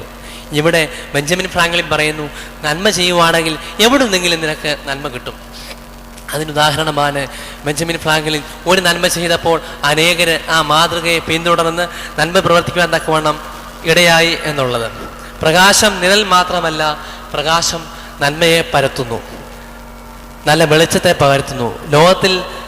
ലോകത്തിൻ്റെ പ്രകാശമാണ് ഞാൻ എന്ന് നമ്മുടെ കർത്താവായ യേശു മിശിഹ മാത്രമേ പറഞ്ഞിട്ടുള്ളൂ. ഒരുപാട് തത്വചിന്തകന്മാരും ഒരുപാട് താത്വികന്മാരും രാഷ്ട്രമീമാംസാ പ്രവർത്തകരും അനേകരും ഈ ലോകത്തിൽ ജീവിച്ച് സോക്രട്ടീസ്, അരിസ്റ്റോട്ടിലെ, പ്ലേറ്റോ അനേകരുണ്ടായിട്ടും ക്രിസ്തു പറഞ്ഞ പോലെ ആരും പറഞ്ഞില്ല, ഞാൻ ലോകത്തിൻ്റെ പ്രകാശമാകുന്നു, ഞാൻ ഈ ലോകത്തിൻ്റെ വെളിച്ചമാകുന്നു, ഞാൻ നിങ്ങളെ ഇരുളിൽ നിന്ന് അത്ഭുത പ്രകാശത്തിലേക്ക് വിളിച്ച് നയിക്കുവാൻ കൊണ്ടുവന്ന, അതിനുവേണ്ടി വന്ന വ്യക്തിയാണ് ഞാനെന്ന് കർത്താവ് പറഞ്ഞതുപോലെ ലോകത്തിൽ ഒരു താത്വികനും ഒരു രാഷ്ട്രമീമാംസാ പ്രവർത്തകനും പറഞ്ഞിട്ടില്ല എന്നുള്ള കാര്യം നമ്മൾ മനസ്സിലാക്കണം. കർത്താവാണ് രക്ഷകൻ ഉദിച്ച ആ പ്രഭാതമാണ് നമ്മുടെ കന്യക മറിയാം. രക്ഷകന് ഉദിക്കുവാൻ തക്കവണ്ണം അവസരം ഒരുക്കി കൊടുത്ത പ്രഭാതമാണ് ദൈവമാതാവ്. ഡേവിഡ് കാർണഗി എന്ന് പറയുന്ന സ്കോട്ട്ലൻഡുകാരൻ, അദ്ദേഹം സ്വർണത്തെക്കുറിച്ച് ഇങ്ങനെ പറയുന്നത്, സ്വർണം ഖനനം ചെയ്തെടുക്കണമെങ്കിൽ വലിയൊരു പ്രോസസ്സാണ്. ടൺ കണക്കിന് മണ്ണും കല്ലും ചെളിയും കുഴിച്ചു മാറ്റിയതിന് ശേഷമാണ് സ്വർണം. അല്ലാതെ ഒരു ഭൂമിയുടെ ഉപരിതലത്തിൽ സർഫസിൽ അതിൻ്റെ വളരെ പെരിഫറലായിട്ടുള്ള ഭാഗത്തെങ്ങും സ്വർണ്ണമില്ല. അതങ്ങ് കുഴിച്ച് ഖനനം ചെയ്ത് അങ്ങ് ഉള്ളിൻ്റെ അന്തർഭാഗത്തേക്ക് ചെല്ലുമ്പോൾ മാത്രമേ സ്വർണ്ണം കിട്ടത്തുള്ളൂ. ഒരുപാട് കഷ്ടപ്പാടുകളുണ്ട്. അതിന് മുമ്പ് കല്ല് കിട്ടും, മണ്ണ് കിട്ടും, ചെളി കിട്ടും. ഇതിനെയെല്ലാം വകഞ്ഞു മാറ്റി സ്വർണം കിട്ടണമെങ്കിൽ അവരുടെ ലക്ഷ്യം എന്താണ്? കല്ലല്ല, മണ്ണല്ല, ചെളിയല്ല, സ്വർണ്ണമാണ് അവരുടെ ലക്ഷ്യം. അതുപോലെ ആയിരിക്കണം നമ്മളൊരു വ്യക്തിയിൽ കാണുമ്പോൾ ഒരുപക്ഷെ അവരുടെ മുഖത്തെ കല്ലോ ചെളിയോ മണ്ണോ അല്ല ലക്ഷിക്കേണ്ടത്, അവരുടെ ഉള്ളിലുള്ള സ്വർണത്തെയാണ് നമ്മൾ ലക്ഷ്യമാക്കേണ്ടത്. അതുകൊണ്ടാണ് ഭാരത സംസ്കാരത്തിൽ ഒരു വ്യക്തിയെ കാണുമ്പോൾ നമസ്കാരം എന്ന് പറയുന്നത്. നമസ്കാരം എന്ന് പറഞ്ഞാൽ നിന്നിലുള്ള ദൈവിക ചൈതന്യം എന്തോ ആയിക്കോട്ടെ, ദൈവിക ചൈതന്യത്തെ ഞാൻ അംഗീകരിക്കുന്നു, ഞാൻ മനസ്സാ വഹിക്കുന്നു, ഞാൻ അതിനെ അഭിമാനത്തോടുകൂടി അതിനെ വന്ദിക്കുന്നു എന്നുള്ളൊരു സംഗതിയാണ്. നിന്നിലുള്ള ദൈവിക ചൈതന്യം, നിന്നിലുള്ള ദൈവത്തെ എന്നല്ല, നിന്നിലുള്ള ദൈവിക അംശത്തെ, ജീവന്റെ അംശത്തെ ഞാൻ അംഗീകരിക്കുന്നു. അതാണ് നമസ്തേ അല്ലെങ്കിൽ നമസ്കാരം എന്ന് പറയുന്നത്. നന്മയെക്കുറിച്ച് പറയുമ്പോൾ നന്മയ്ക്കൊരു ഡെഫിനിഷൻ പറയുവാൻ ബുദ്ധിമുട്ടാണ്. നന്മ എന്ന് പറയുന്നത് ആപേക്ഷികമാണ്. ഞാനൊരാൾക്ക് നന്മ ചെയ്തു എന്ന് പറഞ്ഞു കഴിഞ്ഞാൽ മറ്റൊരാളെ സംബന്ധിച്ച് അത് തിന്മയാകും. അതുകൊണ്ട് നന്മ എന്ന് പറയുന്ന വാക്ക് ആപേക്ഷികമാണ്. എൻ്റെ നന്മ മറ്റൊരാൾക്ക് തിന്മയായിട്ടായിരിക്കും ഭവിക്കുന്നത്. അതുകൊണ്ട് നന്മയ്ക്കൊരു ഡെഫിനിഷൻ പറയുക ബുദ്ധിമുട്ടാണ്. എങ്കിലും നന്മ എന്ന് പറയുമ്പോൾ ഒരാൾക്ക് ആപത്ത് ഘട്ടത്തിൽ ശാരീരികമായി അവരെ സഹായിക്കുന്നതാകാം, സാമ്പത്തിക സഹായം നൽകുന്നതാകാം, ഏതെങ്കിലും വിധത്തിൽ മാനസികമായ ധൈര്യം നൽകുന്ന നന്മയാകാം. അതോടൊപ്പം ഏറ്റവും കുറഞ്ഞ പക്ഷം ഒരാളെ നോക്കി ഹൃദയ നൈർമല്യത്തോടുകൂടി ഒന്ന് പുഞ്ചിരിക്കുവാൻ സാധിക്കുന്നെങ്കിൽ അയാൾക്ക് നമ്മൾ കൊടുക്കുന്ന ഏറ്റവും വലിയ നന്മയാണത്. നമ്മളെ സംബന്ധിച്ച് ഒരാളുടെ മുഖത്ത് നോക്കി ആത്മാർത്ഥമായി ഹൃദയ നൈർമല്യത്തോടുകൂടി നിഷ്കളങ്കതയോടുകൂടി ഒരു തുറന്ന പുഞ്ചിരി സമ്മാനിക്കുവാൻ സാധിച്ചെങ്കിൽ അതാണ് ആ വ്യക്തിക്ക് ചെയ്യുവാൻ സാധിക്കുന്ന ഏറ്റവും വലിയ നന്മ എന്ന് ഞാൻ പറയുന്നു. ഇന്നത്തെ ഈ ഉത്തരാധുനിക പച്ചപരിഷ്കാര നാട്ടിൽ ഈ പാശ്ചാത്യ സംസ്കാരം കടന്നു കയറി നമ്മുടെ സംസ്കാരത്തെ ഇല്ലായ്മ ചെയ്ത ഈ ഉത്തരാധുനിക കാലഘട്ടത്തിൽ നിന്നുകൊണ്ട് സംസാരിക്കുമ്പോൾ നമുക്ക് ചിരിക്കുവാനും പുഞ്ചിരിക്കുവാനും ഹൃദയം തുറന്ന് സംസാരിക്കുവാനും സമയവും സാഹചര്യവും ഇല്ലാത്ത ഒരു അവസരത്തിലാണ് നമ്മൾ ജീവിക്കുന്നത്. നമ്മൾ യാത്ര പുറപ്പെട്ട് പോകുമ്പോൾ ആരെങ്കിലും നമ്മുടെ അഭിമുഖമായി വന്നുകൊണ്ട് നിങ്ങളോട് ചോദിക്കുകയാണ് നാം എവിടെ പോകുന്നു എന്ന് ചോദിച്ചാൽ ഒട്ടും ആത്മാർത്ഥതയില്ലാത്തൊരു ഉത്തരം പറയും, ഓ ഇവിടെ വരെ എന്ന് നമ്മൾ മറുപടി പറയും. നമ്മൾ വളരെ കാര്യമായിട്ട് എവിടെയെങ്കിലും നമ്മൾ മുൻകൂട്ടി പ്ലാൻ ചെയ്തുകൊണ്ട് പ്രീ പ്ലാൻഡ് ആയിട്ട് പോകുന്ന ഒരു സ്ഥലത്തേക്ക് നമ്മൾ പോകുമ്പോൾ ആരെങ്കിലും നിങ്ങളുടെ ഓപ്പോസിറ്റ് വന്ന് ചോദിക്കുകയാണ് എവിടെ പോകുകയാണെന്ന് ചോദിച്ചാൽ ഓ ഇവിടെ വരെ എന്ന് പറഞ്ഞുകൊണ്ട് അയാളെ ഒഴിവാക്കി നമ്മുടെ യാത്ര തുടരുന്ന ഒരു രീതിയാണ് നമ്മുടെ ഉള്ളത്. എന്തുകൊണ്ട് വിശേഷമെന്ന് ചോദിച്ചാൽ ഈ വടക്കോട്ടുള്ളവർ പറയും നല്ല വിശേഷമെന്ന്, തെക്കോട്ടുള്ള ആളുകൾ പറയും ഓ എന്നാ പറയാൻ എങ്ങനെ പോകുന്നു, ഓ ജീവിച്ചു പോകുന്നു, ഓ ഇങ്ങനെയുള്ള ഒരു മറുപടിയാണ്, മനോഭാവമാണ്, ആഭിമുഖ്യമില്ലായ്മയാണ് നമ്മുടെ ഉള്ളിലുള്ളത്. എന്തുകൊണ്ട് വിശേഷമെന്ന് ചോദിച്ചാൽ നല്ല വിശേഷമെന്ന് പറയാൻ തക്കവണ്ണമുള്ള ആത്മാർത്ഥത എവിടെയോ നമുക്ക് കൈമോശം വന്നു പോയി. അപ്പോൾ ആൻഡ്രൂ കാർണഗി പറഞ്ഞതുപോലെ സ്വർണത്തെയാണ് നമ്മൾ ലക്ഷ്യമാക്കേണ്ടത്. ഒരാളുടെ മുഖത്തേക്ക് നോക്കുമ്പോൾ ആ മുഖത്ത് തിളങ്ങുന്ന തേജസ്സിനെയാണ് നമ്മൾ അഭിവാദനം ചെയ്യേണ്ടത്. അല്ലാതെ ആ മുഖത്തുള്ളതായ മണ്ണിൻ്റെയോ ചെളിയുടെയോ കല്ലിൻ്റെയോ അംശത്തെയല്ല. ആ മുഖത്ത് എവിടെയെങ്കിലും തിളങ്ങുന്ന സ്വർണത്തിൻ്റെ ചൈതന്യമുണ്ടെങ്കിൽ ആ ചൈതന്യത്തെയാണ് ആദ്യമായി നമ്മുടെ കണ്ണുകൾ എത്തേണ്ടത്. പലപ്പോഴും നിർഭാഗ്യവശാൽ നമ്മൾ കുറ്റം പറയുകയും അവരുടെ ബലഹീനത കണ്ടെത്തുകയും അവരുടെ ഉള്ളിലുള്ള കല്ലിനെയും ചെളിയെയും മണ്ണിനെ പറ്റിയും ഘോരം പ്രസംഗിക്കുകയും ചെയ്യുന്ന ഒരു അവസരത്തിലാണ് നമ്മൾ ഇന്ന് ജീവിക്കുന്നത്. അതുകൊണ്ടാണ് മലാഖി പ്രവചനം 3-ാം അധ്യായം 3-ാം വാക്യത്തിൽ ദൈവം പറയുന്നത്, ഞാൻ വെള്ളി ഊതിക്കാച്ചുന്നവനെ പോലെയാണ്. എന്താണ് വെള്ളി ഊതിക്കാച്ചുന്നവന്റെ പ്രത്യേകത? സ്വർണ്ണം ഊതിക്കാച്ചുന്നത് പോലെയല്ല. കൊല്ലന്റെ ആലയിൽ വെള്ളി ഊതിക്കാച്ചുന്നതിന് ഒരു പ്രത്യേകതയുണ്ട്. വെള്ളി ഊതിക്കാച്ചുന്നവനെ സംബന്ധിച്ച് ദൈവം പറയാണ്, ഞാൻ ഒരു വെള്ളി ഊതിക്കാച്ചുന്നവനെ പോലെയാണ് എന്ന് പറയുന്നത്. കാരണം ഒരു വെള്ളി പരിശുദ്ധമാണ് എന്ന് നോക്കണമെങ്കിൽ വെള്ളിയുടെ മുഖത്ത് അത് നിർമ്മിച്ചതായ കൊല്ലന്റെ മുഖം തെളിയുന്നെങ്കിൽ അത് ഏത് ആലയിൽ നിർമ്മിച്ച് ആ നിർമ്മിതാവിന്റെ സൃഷ്ടാവിന്റെ മുഖം സൃഷ്ടിയായ വെള്ളിയിൽ പതിയുമ്പോൾ സൃഷ്ടാവിന്റെ മുഖം നല്ല ആറന്മുള കണ്ണാടിയിൽ കാണുന്നത് പോലെ വെള്ളിയിൽ തിളങ്ങുകയാണെങ്കിൽ ആ വെള്ളി പരിശുദ്ധമാണ്, സംശുദ്ധമാണ്, 100% പരിശുദ്ധമാണെന്ന് പറയാൻ സാധിക്കും. അതുപ്രകാരമാണ് ദൈവം തമ്പുരാൻ തന്റെ സൃഷ്ടികളായ ഓരോ മനുഷ്യരെ നോക്കുമ്പോൾ സൃഷ്ടികളായ നമ്മുടെ മുഖത്ത് സൃഷ്ടാവിന്റെ മുഖം തെളിയുന്നുണ്ടെങ്കിൽ നമ്മൾ പരിശുദ്ധരാണ്. മറിച്ച് വേറെ പലരുടെയും മുഖമാണ് തെളിയുന്നതെങ്കിൽ നമ്മൾ ആരും പരിശുദ്ധരല്ല. സൃഷ്ടാവിന്റെ മുഖം സൃഷ്ടികളായ നമ്മുടെ മുഖത്ത് തെളിയണം. നമ്മുടെ കണ്ണാടിയിൽ കടമൊഴിയായിട്ട് കാണുന്നത് നമ്മുടെ മുഖമല്ല, സൃഷ്ടാവിന്റെ മുഖം. നമ്മളൊരു വ്യക്തി കാണുമ്പോൾ നമ്മളിൽ മുഖത്തിലൂടെ അയാൾക്ക് ലഭിക്കേണ്ട ചൈതന്യം എന്ന് പറയുന്നത് നമ്മുടെ സൃഷ്ടാവിന്റെ ചൈതന്യമാണ് നമ്മുടെ മുഖത്ത് പ്രസരിക്കേണ്ടത്, പ്രശോഭിക്കേണ്ടത്, പ്രകാശിക്കേണ്ടത്. അത്തരത്തിൽ മറ്റുള്ളവരിലേക്ക് ദൈവ ചൈതന്യം പ്രശോഭിപ്പിക്കുവാനും പ്രകാശിപ്പിക്കുവാനും വിതരണം ചെയ്ത് കൊടുക്കുവാനുമുള്ള അവകാശവും അധികാരവും പ്രാപിച്ചവരാണ് ഓരോ ക്രിസ്ത്യാനിയും. അതുകൊണ്ട് നമ്മളെല്ലാവരും മഹാപുരോഹിത വംശമാണ്.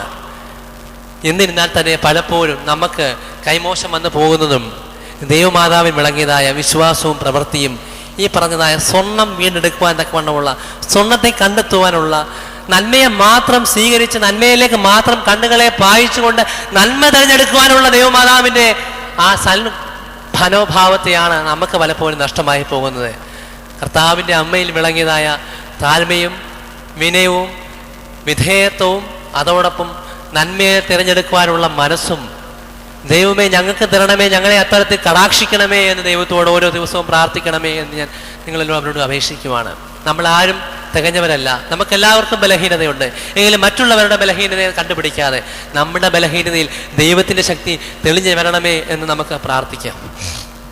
ബൂമറാങ് തിയറി ഉണ്ട്. ഞാൻ മറ്റൊരാൾക്ക് നന്മ ചെയ്താൽ എവിടെ നിന്നെങ്കിലും എനിക്ക് നന്മ ലഭിക്കും. അതാണ് ബൂമറാങ് തിയറി എന്ന് പറയുന്നത്. നമ്മുടെ മനോഭാവം എപ്രകാരമാണോ അപ്രകാരമാണ്. ഒരു ഈറ്റയിൽ നിന്നാണ് പുല്ലാങ്കുഴൽ ഓടക്കുഴൽ ഉണ്ടാക്കുന്നത്. 7 സുഷിരങ്ങളിട്ട് പുല്ലാങ്കുഴൽ നിർമ്മിക്കുമ്പോൾ ഒരുപാട് കഷ്ടപ്പാടുകളും വേദനകളും അതിനുണ്ട്. ഇരുമ്പ് ദണ്ട് കൊണ്ട് ഈറ്റ എന്ന് പറയുന്ന ഒന്നിനും കൊള്ളാത്ത സാധനത്തെ ഓടക്കുഴൽ പോലെ നിർമ്മിച്ചിട്ട് ഇരുമ്പ് ദണ്ട് കൊണ്ട് ചുട്ടുപരിപ്പിച്ച് ഇരുമ്പ് ദണ്ട് കൊണ്ട് അതിൻ്റെ സുഷിരങ്ങൾ ഇടുമ്പോൾ അതിന് വേദനയുണ്ട്. പക്ഷേ ആ പുല്ലാങ്കുഴലായി ഈണമീട്ടുവാൻ അറിയുന്നവനെ കിട്ടുമ്പോൾ നല്ല മധുര മനോഹരമായ ഈണവും നാദവും അതിൽ നിന്ന് ഉയർന്നു വരും. അതാണ് പുല്ലാങ്കുഴൽ ഓടക്കുഴലിൻ്റെ പ്രത്യേകത. സുഷിരങ്ങൾ വിടുമ്പോൾ അതിന് വേദനയുണ്ട്, കഷ്ടപ്പാടുകളുണ്ട്. നമ്മുടെ ജീവിതത്തിലും കഷ്ടപ്പാടുകളും ബുദ്ധിമുട്ടുകളും പ്രയാസങ്ങളും വരുമ്പോഴും നമ്മളെ ഉത്കൃഷ്ടരാക്കും, ഉത്തമന്മാരാക്കും, കൂടുതൽ തേജസ്സുള്ളവരാക്കും. ദൈവം നമ്മളെ തീച്ചൂളയിലൂടെ കടത്തിവിട്ട് സ്വർണം ശുദ്ധീകരിക്കുന്നത് പോലെ, വെള്ളി ഊതി കാച്ചുന്നവനെ പോലെ കഷ്ടതയിലൂടെ കടത്തിവിട്ട്, ഹീറ്റ് സിസ്റ്റത്തിലൂടെ കടത്തിവിട്ട് നമ്മളെ കൂടുതൽ ഉത്കൃഷ്ടരും ഉത്തമന്മാരും ആക്കി തീർക്കുന്ന പ്രക്രിയയാണ് കഷ്ടത എന്ന് പറയുന്നത്. അതുകൊണ്ടാണ് കഷ്ടതയെ സംബന്ധിച്ച് പറയുന്നത്, നമ്മുടെ ക്രിസ്ത്യൻ ജീവിതത്തിൽ ഹീറ്റിംഗ് സിസ്റ്റമുണ്ട്, കൂളിംഗ് സിസ്റ്റമുണ്ട്. പല അംബാസഡർ കാറും ജീപ്പിനും ഒക്കെ ഉണ്ട് ഹീറ്റിംഗ് സിസ്റ്റം. അതിനെ തണുപ്പിക്കാൻ വേണ്ടി ഒരു ഫാനുണ്ട്, അതിന് കൂളിംഗ് സിസ്റ്റത്തിനായിട്ട് വെള്ളം ഒഴിച്ചു കൊടുക്കും. എന്ന് പറഞ്ഞ പോലെ നമ്മുടെ ക്രിസ്തീയ ജീവിതത്തിൽ ഹീറ്റിംഗ് സിസ്റ്റം എന്ന് പറയുന്നത് കഷ്ടതയാണ്. കഷ്ടതയിലൂടെ നമ്മൾ വെന്തുരുകുമ്പോൾ അതിനെ തണുപ്പിക്കുവാൻ വേണ്ടി ഒരു കൂളിംഗ് സിസ്റ്റമുണ്ട്, നമ്മുടെ കണ്ണുനീര്. ആ കണ്ണുനീരാകുന്ന ധാരധാരയായി കണ്ണുനീര് ഒഴുകുമ്പോൾ ഈ കഷ്ടതയിലൂടെ വെന്തുരുകിയ നമ്മുടെ ആ ശരീരം അല്ലെങ്കിൽ നമ്മുടെ മനസ്സ് കുളിർമയിലേക്ക്, കൂളിങ്ങിലേക്ക് വരുന്ന ഒരു പ്രക്രിയ നമ്മുടെ ഹൃദയത്തിലും ദൈവം സെറ്റ് ചെയ്ത് വെച്ചിട്ടുണ്ട്. അതാണ് നമ്മുടെ ക്രിസ്തീയ ജീവിതത്തിൽ ഹീറ്റിംഗ് സിസ്റ്റവും കൂളിംഗ് സിസ്റ്റത്തെക്കുറിച്ച് പറയുന്നത്. സ്ത്രീ മരുഭൂമിയിലേക്ക് ഓടുകയാണ്. തൻ്റെ മകനെയും എടുത്തുകൊണ്ട് സ്ത്രീ മരുഭൂമിയിലേക്ക്, മിസ്രൈം നാട്ടിലേക്ക് ഓടുകയാണ്. എന്തിനാണ് ഈ ഓട്ടം? എന്തിനാണ് ഈ പരക്കപ്പാച്ചൽ?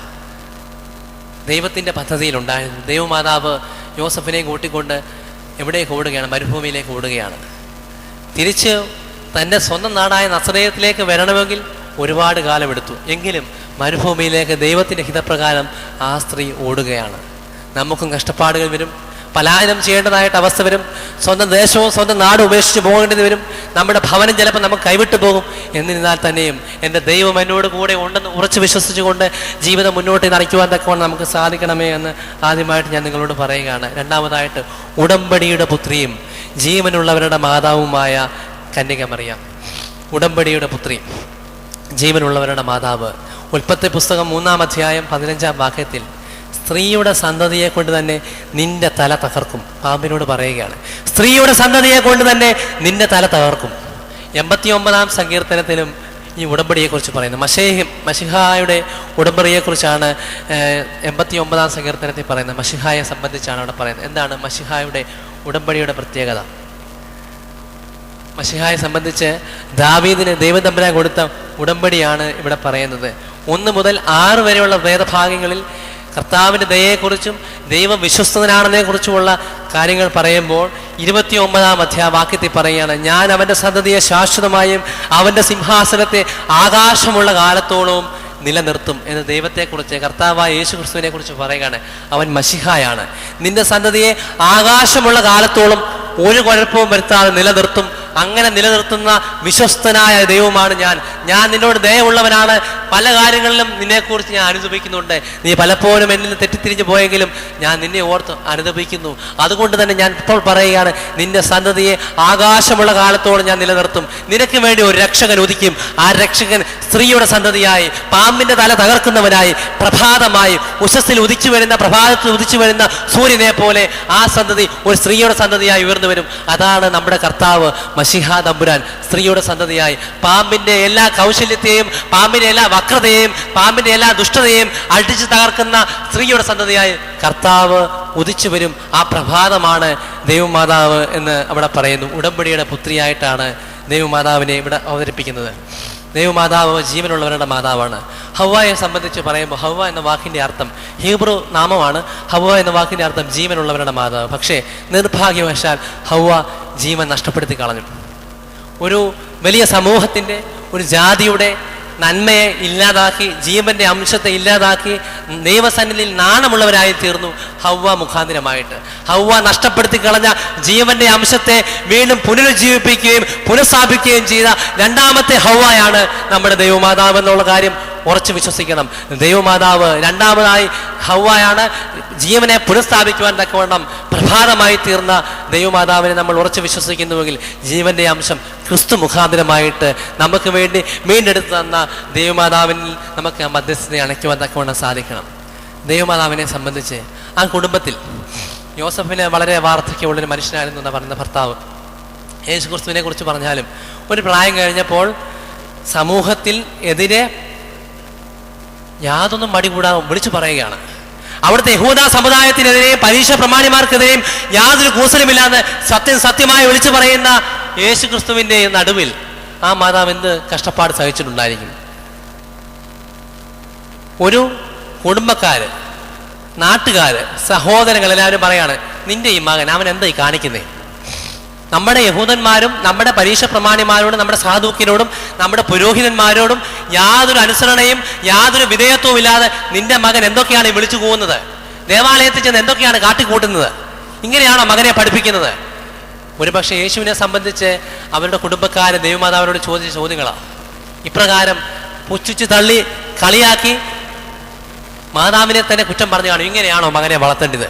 ഒരു സമൂഹത്തിനെതിരെ, നിലവിലുള്ള നിയമത്തിനെതിരെ നിഷ്കാസിതനാക്കുമെന്ന് പറഞ്ഞുകൊണ്ട് യഹൂദ പ്രമാണിമാരെയും പരീക്ഷന്മാരെയും കുറ്റം പറയുന്ന ഒരു മകനെ ഇങ്ങനെയാണോ വളർത്തിയെടുക്കേണ്ടതെന്ന് ആ മാതാവിനോട് ചോദിച്ചപ്പോൾ എത്രമാത്രം വിഷമം ഉണ്ടായി കാണും. അതാണ് മാതാവിനെ കുറിച്ച് പറയുന്നത്. എല്ലാം ഹൃദയത്തിൽ സംഗ്രഹിച്ചു. മാതാവിനറിയാം ഇവൻ ദൈവപുത്രനാണ്, അവനെ ശാസിക്കാനുള്ള പ്രാപ്തി എനിക്കില്ല. എങ്കിലും മാതാവ് എല്ലാം ഹൃദയത്തിൽ സംഗ്രഹിക്കുകയാണ് ഉണ്ടായത്. ഹൃദയത്തിൽ സംഗ്രഹിച്ച് അടക്കി വെച്ചുകൊണ്ട് ഒരു നവകുടുംബ സങ്കല്പമാണ് പറഞ്ഞു നൽകിയത്. എന്താണ്? സത്യമായിട്ട് അവതരിപ്പിച്ച പ്രിയപ്പെട്ട മകനെ എതിർത്ത് പറഞ്ഞില്ല. കുരിശിന്റെ ചുവട്ടിലും മകനെ പിന്താങ്ങി മകന് വേണ്ടി ഓർത്ത് കരഞ്ഞുകൊണ്ട് പ്രാർത്ഥിച്ചുകൊണ്ട് ആ മാതാവ് കുരിശിനെ ചുമന്നു പോകുന്ന ക്രിസ്തുവിനെ പുറകെ പിൻപറ്റുന്ന ആ മാതാവ് ഒരു നവകുടുംബ സങ്കല്പമാണ് നമുക്ക് വേണ്ടി തുറന്നിട്ട് തന്നത്. എന്താണ് നവകുടുംബ സങ്കല്പം? നമുക്കറിയാം, ഇന്ന് കുടുംബത്തിൽ സ്വസ്ഥതയില്ല, സമാധാനമില്ല. പണ്ട് കൂട്ടുകുടുംബ വ്യവസ്ഥയായ സമയത്ത് അല്ലറ ചില്ലറ പടലപ്പിണക്കം ഉണ്ടെങ്കിൽ തന്നെയും കുടുംബത്തിലെ കാരണവരൊന്ന് ഇരുത്തി നോക്കിയാൽ പ്രായപൂർത്തിയായ മകൻ തൊട്ട് വിവാഹം കഴിച്ച മൂത്ത മകൻ തൊട്ട് താഴെ നിൽക്കുന്ന 10ാമത്തെ മകൻ വരെ പഞ്ചപുച്ഛം അടക്കുന്നതെന്നൊരു കൂട്ടുകുടുംബ വ്യവസ്ഥ ഉണ്ടായിരുന്നു. കാരണവർ 90 വയസ്സായ കാരണവർ ഇരുത്തി നോക്കിയാൽ പഞ്ചപുച്ഛം അടക്കി മൂത്ത മകൻ തൊട്ട് ഇളയ മകൻ വരെ നിൽക്കുമായിരുന്നു, കൊച്ചുമക്കൾ ഉൾപ്പെടെ. കാരണം അന്നത്തെ കൂട്ടുകുടുംബ വ്യവസ്ഥയിൽ കൃഷിയായിരുന്നു സാമ്പത്തികത്തിന് അടിസ്ഥാനം. ഈ കൃഷിയെക്കുറിച്ച് ആധികാരികമായി അറിയാവുന്നൊരു വ്യക്തി ഈ കാരണവരാ. മൂത്ത മകന് പോലും അറിയില്ല എന്ന് കൃഷി ചെയ്യണം, ഏത് വിളവെടുക്കണം, എത്രാമത്തെ കൃഷി വീണ്ടും ചെയ്യണം എന്നതിനെക്കുറിച്ചുള്ള ആധികാരികമായ അറിവ്. എപ്പോൾ കൃഷി ചെയ്താൽ മഴ ലഭിക്കും, രണ്ടാമത്തെ വിളവ്, രണ്ടാമത്തെ കൊയ്ത്ത്, ഇതിനെക്കുറിച്ച് ആധികാരികമായ അറിവുണ്ടായിരുന്ന ഈ കാരണവർക്കാണ്. അതുകൊണ്ട് സമ്പത്തിന്റെ അടിസ്ഥാനം കൃഷി ആയതുകൊണ്ട് കാരണവർ പറയും, മക്കൾ അനുസരിക്കും. കൂട്ടുകുടുംബ വ്യവസ്ഥയിൽ ആ കാലം പോയി. പിന്നെ ന്യൂക്ലിയർ ഫാമിലി വന്നു. ഞാനും എൻ്റെ മക്കളും എൻ്റെ ഭാര്യയും. കാരണവരും വല്യപ്പനും വല്യമ്മയൊക്കെ മാറിപ്പോക്കൂ, ഞാനും എൻ്റെ മക്കളും എൻ്റെ കുട്ടികളും. അതും വലിയ കുഴപ്പമില്ലാതെ ന്യൂക്ലിയർ ഫാമിലിയിൽ അങ്ങനെ അങ്ങ് പോയി. ഇപ്പോൾ വളരെ പരിതാപകരമായ ഒരു അവസ്ഥയിലാണ് ഇന്ന് നമ്മുടെ സമൂഹം പോകുന്നത്. ഈ 21-ാം നൂറ്റാണ്ടിൽ ഉത്തരാധുനികതയുടെ ക്ലൈമാക്സിൽ എത്തി നിൽക്കുന്ന ഈ സമയത്ത് നമ്മൾ ഏത് ഫാമിലിയിലാണ്? Cyber family. ഇവിടെ എൻ്റെ അപ്പനെന്നില്ല, എൻ്റെ അമ്മയെന്നില്ല, എൻ്റെ മകനെന്നില്ല, എൻ്റെ സഹോദരിയെന്നില്ല, എൻ്റെ സഹോദരനെന്നില്ല. ഞാനൊരു വ്യക്തിയാണ്. എൻ്റെ വ്യക്തിത്വം മാത്രം ഞാനാണ്. എൻ്റെ വ്യക്തിത്വ സ്വാതന്ത്ര്യത്തിൽ കൈകടത്തുവാൻ എൻ്റെ അപ്പനും അധികാരമില്ല, എൻ്റെ അമ്മയ്ക്കും അധികാരമില്ല, എൻ്റെ അവകാശമില്ല. ഞാനൊരു വ്യക്തിയാണ്. ഞാനും എൻ്റെ മുറിയും എന്ന് പറയുന്ന എക്സസീവ് എന്തൂസിയാസ്റ്റിക് എക്സ്ട്രീം ഇൻഡിവിജ്വലിസത്തിൽ നിൽക്കുന്ന ഒരു പശ്ചാത്തലമാണ്. എൻ്റെ വ്യക്തി സ്വാതന്ത്ര്യത്തിൽ വേറെ ആരും കൈകടത്തുവാൻ പാടില്ല എന്ന് പറയുന്ന നവയുഗ കുടുംബ സങ്കല്പത്തിൽ ഈ സൈബർ ഫാമിലി നിലനിന്നുകൊണ്ട് ചിന്തിക്കുമ്പോൾ ദൈവമാതാവായ മറിയാം എന്ത് വേദനകൾ സഹിച്ചുകൊണ്ട് ഒരു നവകുടുംബ സങ്കല്പത്തിന് സാധ്യതകളെ തുറന്നു കൊടുത്ത ആ ദൈവമാതാവിനെ ഇന്ന് നമ്മൾ മനസ്സിൽ സങ്കല്പിച്ചുകൊണ്ട് ധ്യാനാത്മകമായി നമ്മുടെ ഹൃദയത്തിൽ സംഗ്രഹിച്ചുകൊണ്ട്, മാതാവ് ഹൃദയത്തിൽ എല്ലാ കഷ്ടതകളും വേദനകളും ഹൃദയത്തിൽ സംഗ്രഹിച്ചതുപോലെ നമ്മൾ ആ മാതാവിനെ ദൈവസന്നിധിയിൽ ഓർത്തുകൊണ്ട്, ആ മാതാവിനെ ധ്യാനിച്ചുകൊണ്ട്, മാതാവിൽ അഭയം പ്രാപിച്ചുകൊണ്ട് ഒരു കുടുംബം എങ്ങനെ വാർത്തെടുക്കാം? ഈ പശ്ചാത്തലത്തിലാണെങ്കിലും എൻ്റെ വ്യക്തി സ്വാതന്ത്ര്യത്തെ ഇടപെടരുതേ എന്ന് മക്കൾ അപ്പനോടും അമ്മയോടും പറയുന്ന ഈ സാഹചര്യത്തിൽ ദൈവമാതാവിനെ അഭയം പ്രാപിച്ചുകൊണ്ട് എപ്രകാരം ഒരു നവകുടുംബ സങ്കല്പം നമുക്ക് വളർത്തിയെടുക്കാം? അതൊന്ന് ചിന്തനീയമായ വിഷയമാണ്. മേശമേലുള്ള കൂട്ടായ്മ ഒന്നാമതായിട്ട്. കൂടുമ്പോൾ ഇമ്പമുള്ളതാണ് കുടുംബം. മേശമേലുള്ള കൂട്ടായ്മ. എന്ത് പ്രശ്നമുണ്ടെങ്കിലും, എന്ത് പ്രയാസമുണ്ടെങ്കിലും, എത്രമാത്രം ദേഷ്യപ്പെട്ടാലും മേശമേൽ ഒന്നിച്ചിരുന്ന് ആഹാരം കഴിക്കുമ്പോൾ തീരാനുള്ള പ്രശ്നം മാത്രമേ നമ്മുടെ കുടുംബങ്ങളിലൊക്കെ ഇന്നുള്ളൂ, നമ്മുടെ സമൂഹത്തിലുള്ളൂ. പക്ഷെ നിർഭാഗ്യവശാൽ ഒന്നിച്ചിരുന്ന് ആഹാരം കഴിക്കുവാൻ പോലും അപ്പനും അമ്മയ്ക്കും മക്കൾക്കും സാധിക്കുന്നില്ല. പ്രശ്നം ഒരു കാലത്തും തീരുന്നുമില്ല. മേശമേലുള്ള കൂട്ടായ്മയാണ് നവകുടുംബ സങ്കല്പത്തിന്റെ അടിസ്ഥാനം, അടിത്തറ. അതുകൊണ്ട് മേശമേലുള്ള കൂട്ടായ്മ ആചരിക്കുവാൻ ആദിമസഭയിൽ സ്നേഹവിരുന്ന് ക്രമീകരിച്ചതുപോലെ നശിച്ചു പോകുവാനായിട്ടല്ല, വളർന്നു വരുവാൻ തക്കവണ്ണം എന്തെങ്കിലും പ്രശ്നവും അപ്പനും അമ്മയും മക്കളും തമ്മിലുണ്ടെങ്കിൽ മേശമേൽ ഒന്നിച്ചിരുന്ന് ആഹാരം കഴിച്ച് ആഹാരത്തിന് മുമ്പിൽ യാതൊരു ദേശത്തിനും പിണക്കത്തിനും സ്ഥാനമില്ല. ദൈവം തരുന്നത് അന്നമാണ്, അന്നം തരുന്നത് ദൈവമാണ്. ആ അന്നം തരുന്ന ദൈവത്തിൽ നമുക്ക് വിശ്വാസമുണ്ടെങ്കിൽ ആ അന്നത്തിന് മുൻപിൽ ഇരുന്നു കൊണ്ട് നമുക്ക് ദൂഷ്യം പറയുവാനോ ദേഷ്യപ്പെടുവാനോ സാധിക്കുകയില്ല എന്നാണ് ഒന്നാമത്തെ കാര്യം. പിന്നെ നമുക്ക് വന്ന ഏറ്റവും പ്രധാനപ്പെട്ട ഒരു ദോഷം എന്ന് പറയുന്നത് ഫാസ്റ്റ് ഫുഡ് സംസ്കാരമാണ്. മാക്ഡൊണാൾഡ് അമേരിക്കയിൽ വിഭാവന ചെയ്ത ഫാസ്റ്റ് ഫുഡ് സംസ്കാരത്തിന്റെ അലയൊലികൾ 20-ാം നൂറ്റാണ്ടിന്റെ മധ്യഭാഗത്തോടുകൂടി ഇന്ത്യയിലേക്ക് കടന്നു വന്നു, പ്രത്യേകിച്ച് കേരളത്തിൽ കടന്നു വന്നു. കൺസ്യൂമറിസം അതിന്റെ അങ്ങേയറ്റത്തെത്തി നിന്ന് ഉപഭോഗ സംസ്കാരം വളർന്നു വന്ന് വലിച്ചെറിയൽ സംസ്കാരത്തിലേക്ക് കടന്നു വന്ന് 21-ാം നൂറ്റാണ്ടിൽ ഇപ്പം നമ്മൾ എത്തി നിൽക്കുമ്പോൾ ഈ ഉപഭോഗ സംസ്കാരവും മാക്ഡൊണാൾഡിന്റെ ഫാസ്റ്റ് ഫുഡ് സംസ്കാരവും നമ്മൾ വളർത്തി വെച്ച ദൂഷ്യം എന്ന് പറയുന്നത് നമ്മുടെ തനതായ സംസ്കാരം നശിച്ചുപോയി. ഭാരതീയ സംസ്കാരം ഇല്ലായ്മ ചെയ്യപ്പെട്ടു പോയി. നമ്മുടെ സമ്പത്തിന്റെ അടിത്തറ ഒന്നും നശിച്ചില്ല. പക്ഷെ നമ്മുടെ സംസ്കാരത്തെ ചൂർന്നു തിന്നുന്ന, കാർന്നു തിന്നുന്ന ഈ വൈദേശിക സംസ്കാരങ്ങളെ ഈ നമ്മുടെ നാട്ടിലേക്ക് എടുത്ത് റീപ്ലാന്റ് ചെയ്തപ്പോൾ നമുക്ക് നഷ്ടപ്പെട്ടു പോയത് നമ്മുടെ ഭാരതീയ സംസ്കാരമാണ്. അന്നപൂർണേശ്വരിയുടെ നന്മ വിളമ്പുന്ന, നന്മയും ചോറും അന്നവും എല്ലാം ഒരുപോലെ സ്നേഹത്തിൽ ചാലിച്ച് വിളമ്പുന്ന അമ്മയുടെ ചിത്രം നമ്മുടെ മുമ്പിൽ നിന്ന് മാറിപ്പോയി. അന്നപൂർണേശ്വരിയുടെ സങ്കല്പം എന്താണ്? ഒരു കയ്യിൽ കരണ്ടിയും ഇടത് കയ്യിൽ ആഹാരവും വിളമ്പിക്കൊണ്ട് തങ്ങളുടെ മക്കൾക്കും ഭർത്താവിനും സ്നേഹത്തോടൊപ്പം അന്നം വിളമ്പിക്കൊടുത്ത് സ്നേഹത്തിൽ ആഹാരം ചാലിച്ച് വിളമ്പിക്കൊടുത്ത അമ്മയുടെ ചിത്രം മാറിപ്പോയി. ഇന്ന് ഹോട്ടലുകളിലും ഫാസ്റ്റ് ഫുഡ് സംസ്കാരത്തിലും നമ്മൾ കൺസ്യൂമറിസത്തിന്റെ ഭാഗഭാക്കുകളായി. അമ്മ ഏതാണ്, സഹോദരി ഏതാണ്, അപ്പൻ ഏതാണെന്ന് തിരിച്ചറിവ് നഷ്ടമായി. ആരോടും എന്തും ചെയ്യുവാൻ, എന്തും പ്രവർത്തിക്കുവാൻ യാതൊരു മടിയും കൂസലും കൂടാതെ എന്തും പ്രവർത്തിക്കുന്ന ഒരു സമൂഹത്തിൽ നമ്മൾ ജീവിക്കുകയാണ്. യുവത്വം നഷ്ടപ്പെടുന്നു, ബാല്യം നഷ്ടപ്പെടുന്നു, കൗമാരം നഷ്ടപ്പെടുന്നു, വാർദ്ധക്യവും നഷ്ടപ്പെടുന്നു. തല നരച്ചവർ പോലും വഴിതെറ്റിപ്പോകുന്ന ഒരു സിറ്റുവേഷനിലാണ് നമ്മൾ നിൽക്കുന്നത്. ഇവിടെ നവകുടുംബ സങ്കല്പം എങ്ങനെയാണ് നമ്മൾ കൊണ്ടുപോകുന്നത്? ഈ നവകുടുംബ സങ്കല്പം ദൈവത്തിൽ ആശ്രയിച്ചുകൊണ്ട് നഷ്ടപ്പെട്ട ജീവനെ ദൈവമാതാവ് വീണ്ടെടുത്ത് നമുക്ക് നൽകിയതുപോലെ എപ്രകാരം നമുക്ക് നമ്മുടെ നഷ്ടപ്പെട്ട കുടുംബത്തിൻ്റെ ജീവനെ വീണ്ടെടുക്കുവാൻ സാധിക്കുന്നു എന്നുള്ളതാണ് ഇപ്പോൾ ഇവിടെ ഇദംപ്രഥമമായിട്ട് നമുക്ക് ചിന്തിക്കുവാനായിട്ടുള്ളത്. എന്താണ് നന്മ ചെയ്യുക എന്നുള്ളത്? എന്താണ് കുടുംബത്തിൽ മേശമേലുള്ള കൂട്ടായ്മ ആചരിക്കുക എന്നുള്ളത്? എപ്രകാരമാണ് സഹോദരനോടും സഹോദരിയോടും നന്മ ചെയ്യുകയും അതോടൊപ്പം തന്നെ അവരെ കണക്കിലെടുത്തുകൊണ്ട്, അവരെ നമ്മളെ മുഖവിലേക്ക് എടുത്തുകൊണ്ട്, അവരുടെ അഭിപ്രായങ്ങൾ മാനിച്ചുകൊണ്ട്, അഭിപ്രായ സമന്വയം സ്വരൂപിച്ചുകൊണ്ട് എപ്രകാരം നമ്മൾ മുന്നോട്ട് പോകും? കുടുംബം ചിതലീകരിച്ചു കഴിഞ്ഞാൽ സമൂഹം ചിതലീകരിക്കും, സമൂഹം ചിതലിച്ചു കഴിഞ്ഞാൽ രാഷ്ട്രം ചിതലീകരിക്കും. അതുകൊണ്ടാണ് നമ്മുടെ രാഷ്ട്രത്തിനും സമൂഹത്തിനും ഇന്ന് നന്മയുടെ പാത വിട്ടിട്ട് തിന്മയുടെ പാതയിലേക്ക് പോകാനുള്ള ഏറ്റവും പ്രധാനപ്പെട്ട കാരണം ശാശ്വതമായും നമുക്കുള്ളതായ ദൈവിക ചിന്തയും വിശ്വാസവും ദൈവമാതാവിൽ വിളങ്ങിയതായ ഒരു കുടുംബത്തെ എപ്രകാരം ക്രമീകരിക്കണം, ഗൃഹകാര്യം എപ്രകാരം ചിട്ടപ്പെടുത്തണം, കാര്യവിചാരകത്വത്തോടുകൂടി എങ്ങനെ കാര്യങ്ങൾ കൈകാര്യം ചെയ്യണം, ഈ പ്രപഞ്ചത്തിൻ്റെ സന്തുലിതാവസ്ഥ എങ്ങനെ നിലനിർത്തണം, ഒരു കുടുംബത്തിൻ്റെ സന്തുലിതാവസ്ഥ എങ്ങനെ നിലനിർത്തണം. കുടുംബത്തിൻ്റെ സന്തുലിതാവസ്ഥ തെറ്റിപ്പോയാൽ പ്രപഞ്ചത്തിൻ്റെ സന്തുലിതാവസ്ഥ തെറ്റിപ്പോവും. കുടുംബത്തിൽ നിർമ്മാർജ്ജനം ചെയ്യേണ്ട അവശിഷ്ടങ്ങളും വേസ്റ്റുകളും റോഡിൽ വലിച്ചെറിഞ്ഞു കഴിഞ്ഞാൽ കുടുംബത്തിന്റെ സന്തുലിതാവസ്ഥ നഷ്ടപ്പെടുന്നു, പ്രപഞ്ചത്തിന്റെ സന്തുലിതാവസ്ഥ നഷ്ടപ്പെടുന്നു, പ്രകൃതിയുടെ സന്തുലിതാവസ്ഥ നഷ്ടപ്പെടുന്നു. ഒരു പ്രകൃതിയിൽ ഒരു സന്തുലിതാവസ്ഥ നഷ്ടമാകുന്നതിൻ്റെ ഭാഗമായിട്ടാണ് സുനാമിയും കൊടുങ്കാറ്റും അതുപോലെ തന്നെ മലയിടിച്ചിൽ ഒക്കെ ഉണ്ടാകുന്നത്. വളരെ പരിതാപകരമായ ഒരു അവസ്ഥയിലേക്ക് നമ്മൾ നീങ്ങുകയാണ്. ഒരു സംഗീതത്തിൽ ഒരു ഗാനം ചിട്ടപ്പെടുത്തിയെടുക്കുന്ന അതേ ക്രമീകരണത്തോടുകൂടി ഒരു സംഗീതത്തിൽ എപ്രകാരമാണോ രാഗവും താളവും ലയവും ഒരുപോലെ സമന്വയിപ്പിച്ച് നല്ലൊരു സംഗീതജ്ഞൻ സംഗീതമുണ്ടാക്കി മനോഹരമായ ഒരു ഗാനം ആലപിക്കുന്നത് പോലെ ഈ പ്രപഞ്ചത്തെ എത്ര വിസ്മയനീയമായ കരമായ രീതിയിൽ, ഈ പ്രപഞ്ചത്തിന്റെ ചക്രവാളത്തെ എത്രമാത്രം നന്മയോടുകൂടിയാണ് ദൈവം തമ്പുരാൻ മെനഞ്ഞെടുത്ത് നമുക്ക് വേണ്ടി തന്നത്. ഈ ഭൂമിയിൽ നമ്മളെ അതിഥികളായിട്ട് വിന്യസിപ്പിച്ചിരിക്കുന്ന എന്തിനു വേണ്ടിയാണ്? ഈ ഭൂമിയുടെ യഥാർത്ഥ അവകാശി ആരാണ്? ദൈവം തമ്പുരാനാണ് അവകാശി. ഗ്രിഗറി ഓഫ് നിസ എന്ന് പറയുന്ന സഭാപിതാവ്, നിസായിലെ വലിയ മാർ ഗ്രിഗോറിയോസ്, അദ്ദേഹം പറഞ്ഞത് ദൈവത്തെക്കുറിച്ചും പ്രപഞ്ചത്തെക്കുറിച്ചും മനുഷ്യനെക്കുറിച്ചും വളരെ അർത്ഥസമ്പുഷ്ടമായ ഒരു വിശദീകരണം നൽകി. ഉൽപ്പത്തി പുസ്തകത്തെക്കുറിച്ചാണ്. നമ്മൾ പറയും മനുഷ്യനെന്ന് പറയുന്നത് വലിയ ബുദ്ധിയുള്ളവനാണ്, സവിശേഷ ബുദ്ധിയുള്ളവനാണ്, ജ്ഞാനമുള്ളവനാണ്, വിശേഷ ബുദ്ധി കൊണ്ട് എന്തിനെ നേടിയെടുക്കുവാൻ പ്രാപ്തനാണ്, കാര്യപ്രാപ്തി ഉള്ളവനാണ്, കാര്യമാത്ര പ്രസക്തനാണ് മനുഷ്യൻ എന്ന് പറയുമ്പോഴും ഗ്രിഗറി ഓഫ് നിസ പറയുന്നു മനുഷ്യനെ ദൈവം അവസാന 6-ാം ദിവസമാണ് സൃഷ്ടിച്ചത്. മനുഷ്യൻ ഇത്രയും വിശേഷത ഉള്ളവനാണെങ്കിൽ 1-ാം ദിവസം മനുഷ്യനെ സൃഷ്ടിക്കണമായിരുന്നു. ആകാശവും ഭൂമിയും സൃഷ്ടിച്ച് വെള്ളം സൃഷ്ടിച്ച് ഒക്കെ അവസാനമാണ് മനുഷ്യനെ സൃഷ്ടിക്കുന്നത്. ഇത്ര വിശേഷതയുള്ളവനാണെങ്കിൽ എന്തേ ദൈവം ഇത്രയും താമസിച്ചത് മനുഷ്യനെ സൃഷ്ടിക്കുവാൻ? അദ്ദേഹം നല്ലൊരു വിശദീകരണം നൽകുകയാണ്.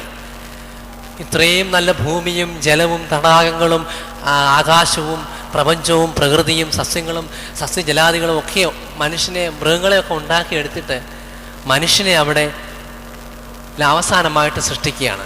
അവിടെ ഏറ്റവും അവസാനം പറയുന്നു, നമ്മളെ ഈ പുതുതായിട്ട് വിവാഹം കഴിച്ച മണവാളനും മണവാട്ടിയും നമ്മുടെ ബന്ധുക്കളൊക്കെ വിരുന്ന് ചോറ് കൊടുക്കും അല്ലേ, വിരുന്ന് കൊടുക്കുക, വിരുന്നിന് ക്ഷണിക്കും. മക്കളെ നിങ്ങൾ ഇന്ന ദിവസം ഇത്ര ദിവസം വരണം, നീ നേരത്തെ വരണം, രാവിലെ കഴിഞ്ഞ് പോരണം, ഉച്ചയ്ക്ക് ഊണ് ഇവിടുന്നാണെന്നൊക്കെ പറഞ്ഞിട്ട് വളരെ സന്തോഷത്തോടു കൂടി നവദമ്പതികളെ ക്ഷണിക്കും വീട്ടിലേക്ക് അല്ലേ. അങ്ങനെ ഒരു പാരമ്പര്യമുണ്ട്. അപ്പോൾ ഈ വീടെല്ലാം പതിവിലും വൃത്തിയായിട്ട് സൂക്ഷിക്കും, വീടെല്ലാം അടിച്ചുവാരും വൃത്തിയാക്കും, എല്ലാവിധമായ ഭക്ഷണ സാധനങ്ങൾ ഉണ്ടാക്കും, ഭക്ഷണ മേഖല അലങ്കരിക്കും. എന്നിട്ട് ആരെ പ്രതീക്ഷിച്ച് നിൽക്കുകയാണ്? ഈ നവദമ്പതികളെ പ്രതീക്ഷിച്ച് നിൽക്കുകയാണ്, അല്ലെങ്കിൽ വിരുന്നുകാരെ പ്രതീക്ഷിച്ച് നിൽക്കുകയാണ് ഈ വീടിൻ്റെ ഉടമസ്ഥനും അല്ലെങ്കിൽ വീട്ടമ്മയും ഗൃഹനാഥനും. ആരെ പ്രതീക്ഷിക്കുക? ഈ വിരുന്നുകാരെ പ്രതീക്ഷിച്ചിരിക്കുക. അവർക്ക് വേണ്ടിയാണ് ഇന്ന് പതിവിൽ കവിഞ്ഞ് ഈ വീട് അലങ്കരിച്ചു, ഭക്ഷണമേശ അലങ്കരിച്ചു, ഭക്ഷണ സാധനങ്ങൾ അവർക്ക് വേണ്ടി ഉണ്ടാക്കി. എന്നിട്ട് അവരെ പ്രതീക്ഷിച്ച് കണ്ണുകൾ ദൂരത്തേക്ക് പായിച്ചുകൊണ്ട് നോക്കി നിൽക്കുകയാണ് ഈ വിരുന്നുകാരെ പ്രതീക്ഷിച്ച്. എന്ന് പറഞ്ഞ പോലെ ദൈവം ഈ പറയുന്ന പ്രപഞ്ചത്തെ ഉണ്ടാക്കി, പ്രകൃതിയെ ഉണ്ടാക്കി, സസ്യങ്ങളെ സൃഷ്ടിച്ചു, മൃഗങ്ങളെ ഉണ്ടാക്കിയതിനു ശേഷം വിരുന്നുകാരായ മനുഷ്യരെ, അവരെ ഇതെല്ലാം അനുഭവിക്കുന്നതിന് വേണ്ടി അവർക്ക് വേണ്ടി ഉണ്ടാക്കിയ ഈ ഭൂമിയിൽ വിരുന്നുകാരായിട്ട് അതിഥികളായിട്ടാണ് മനുഷ്യനെ ആക്കി വെച്ചത്. നിർഭാഗ്യവശാൽ അതിഥികളായ മനുഷ്യൻ ആതിഥേയനായി തീർന്നു.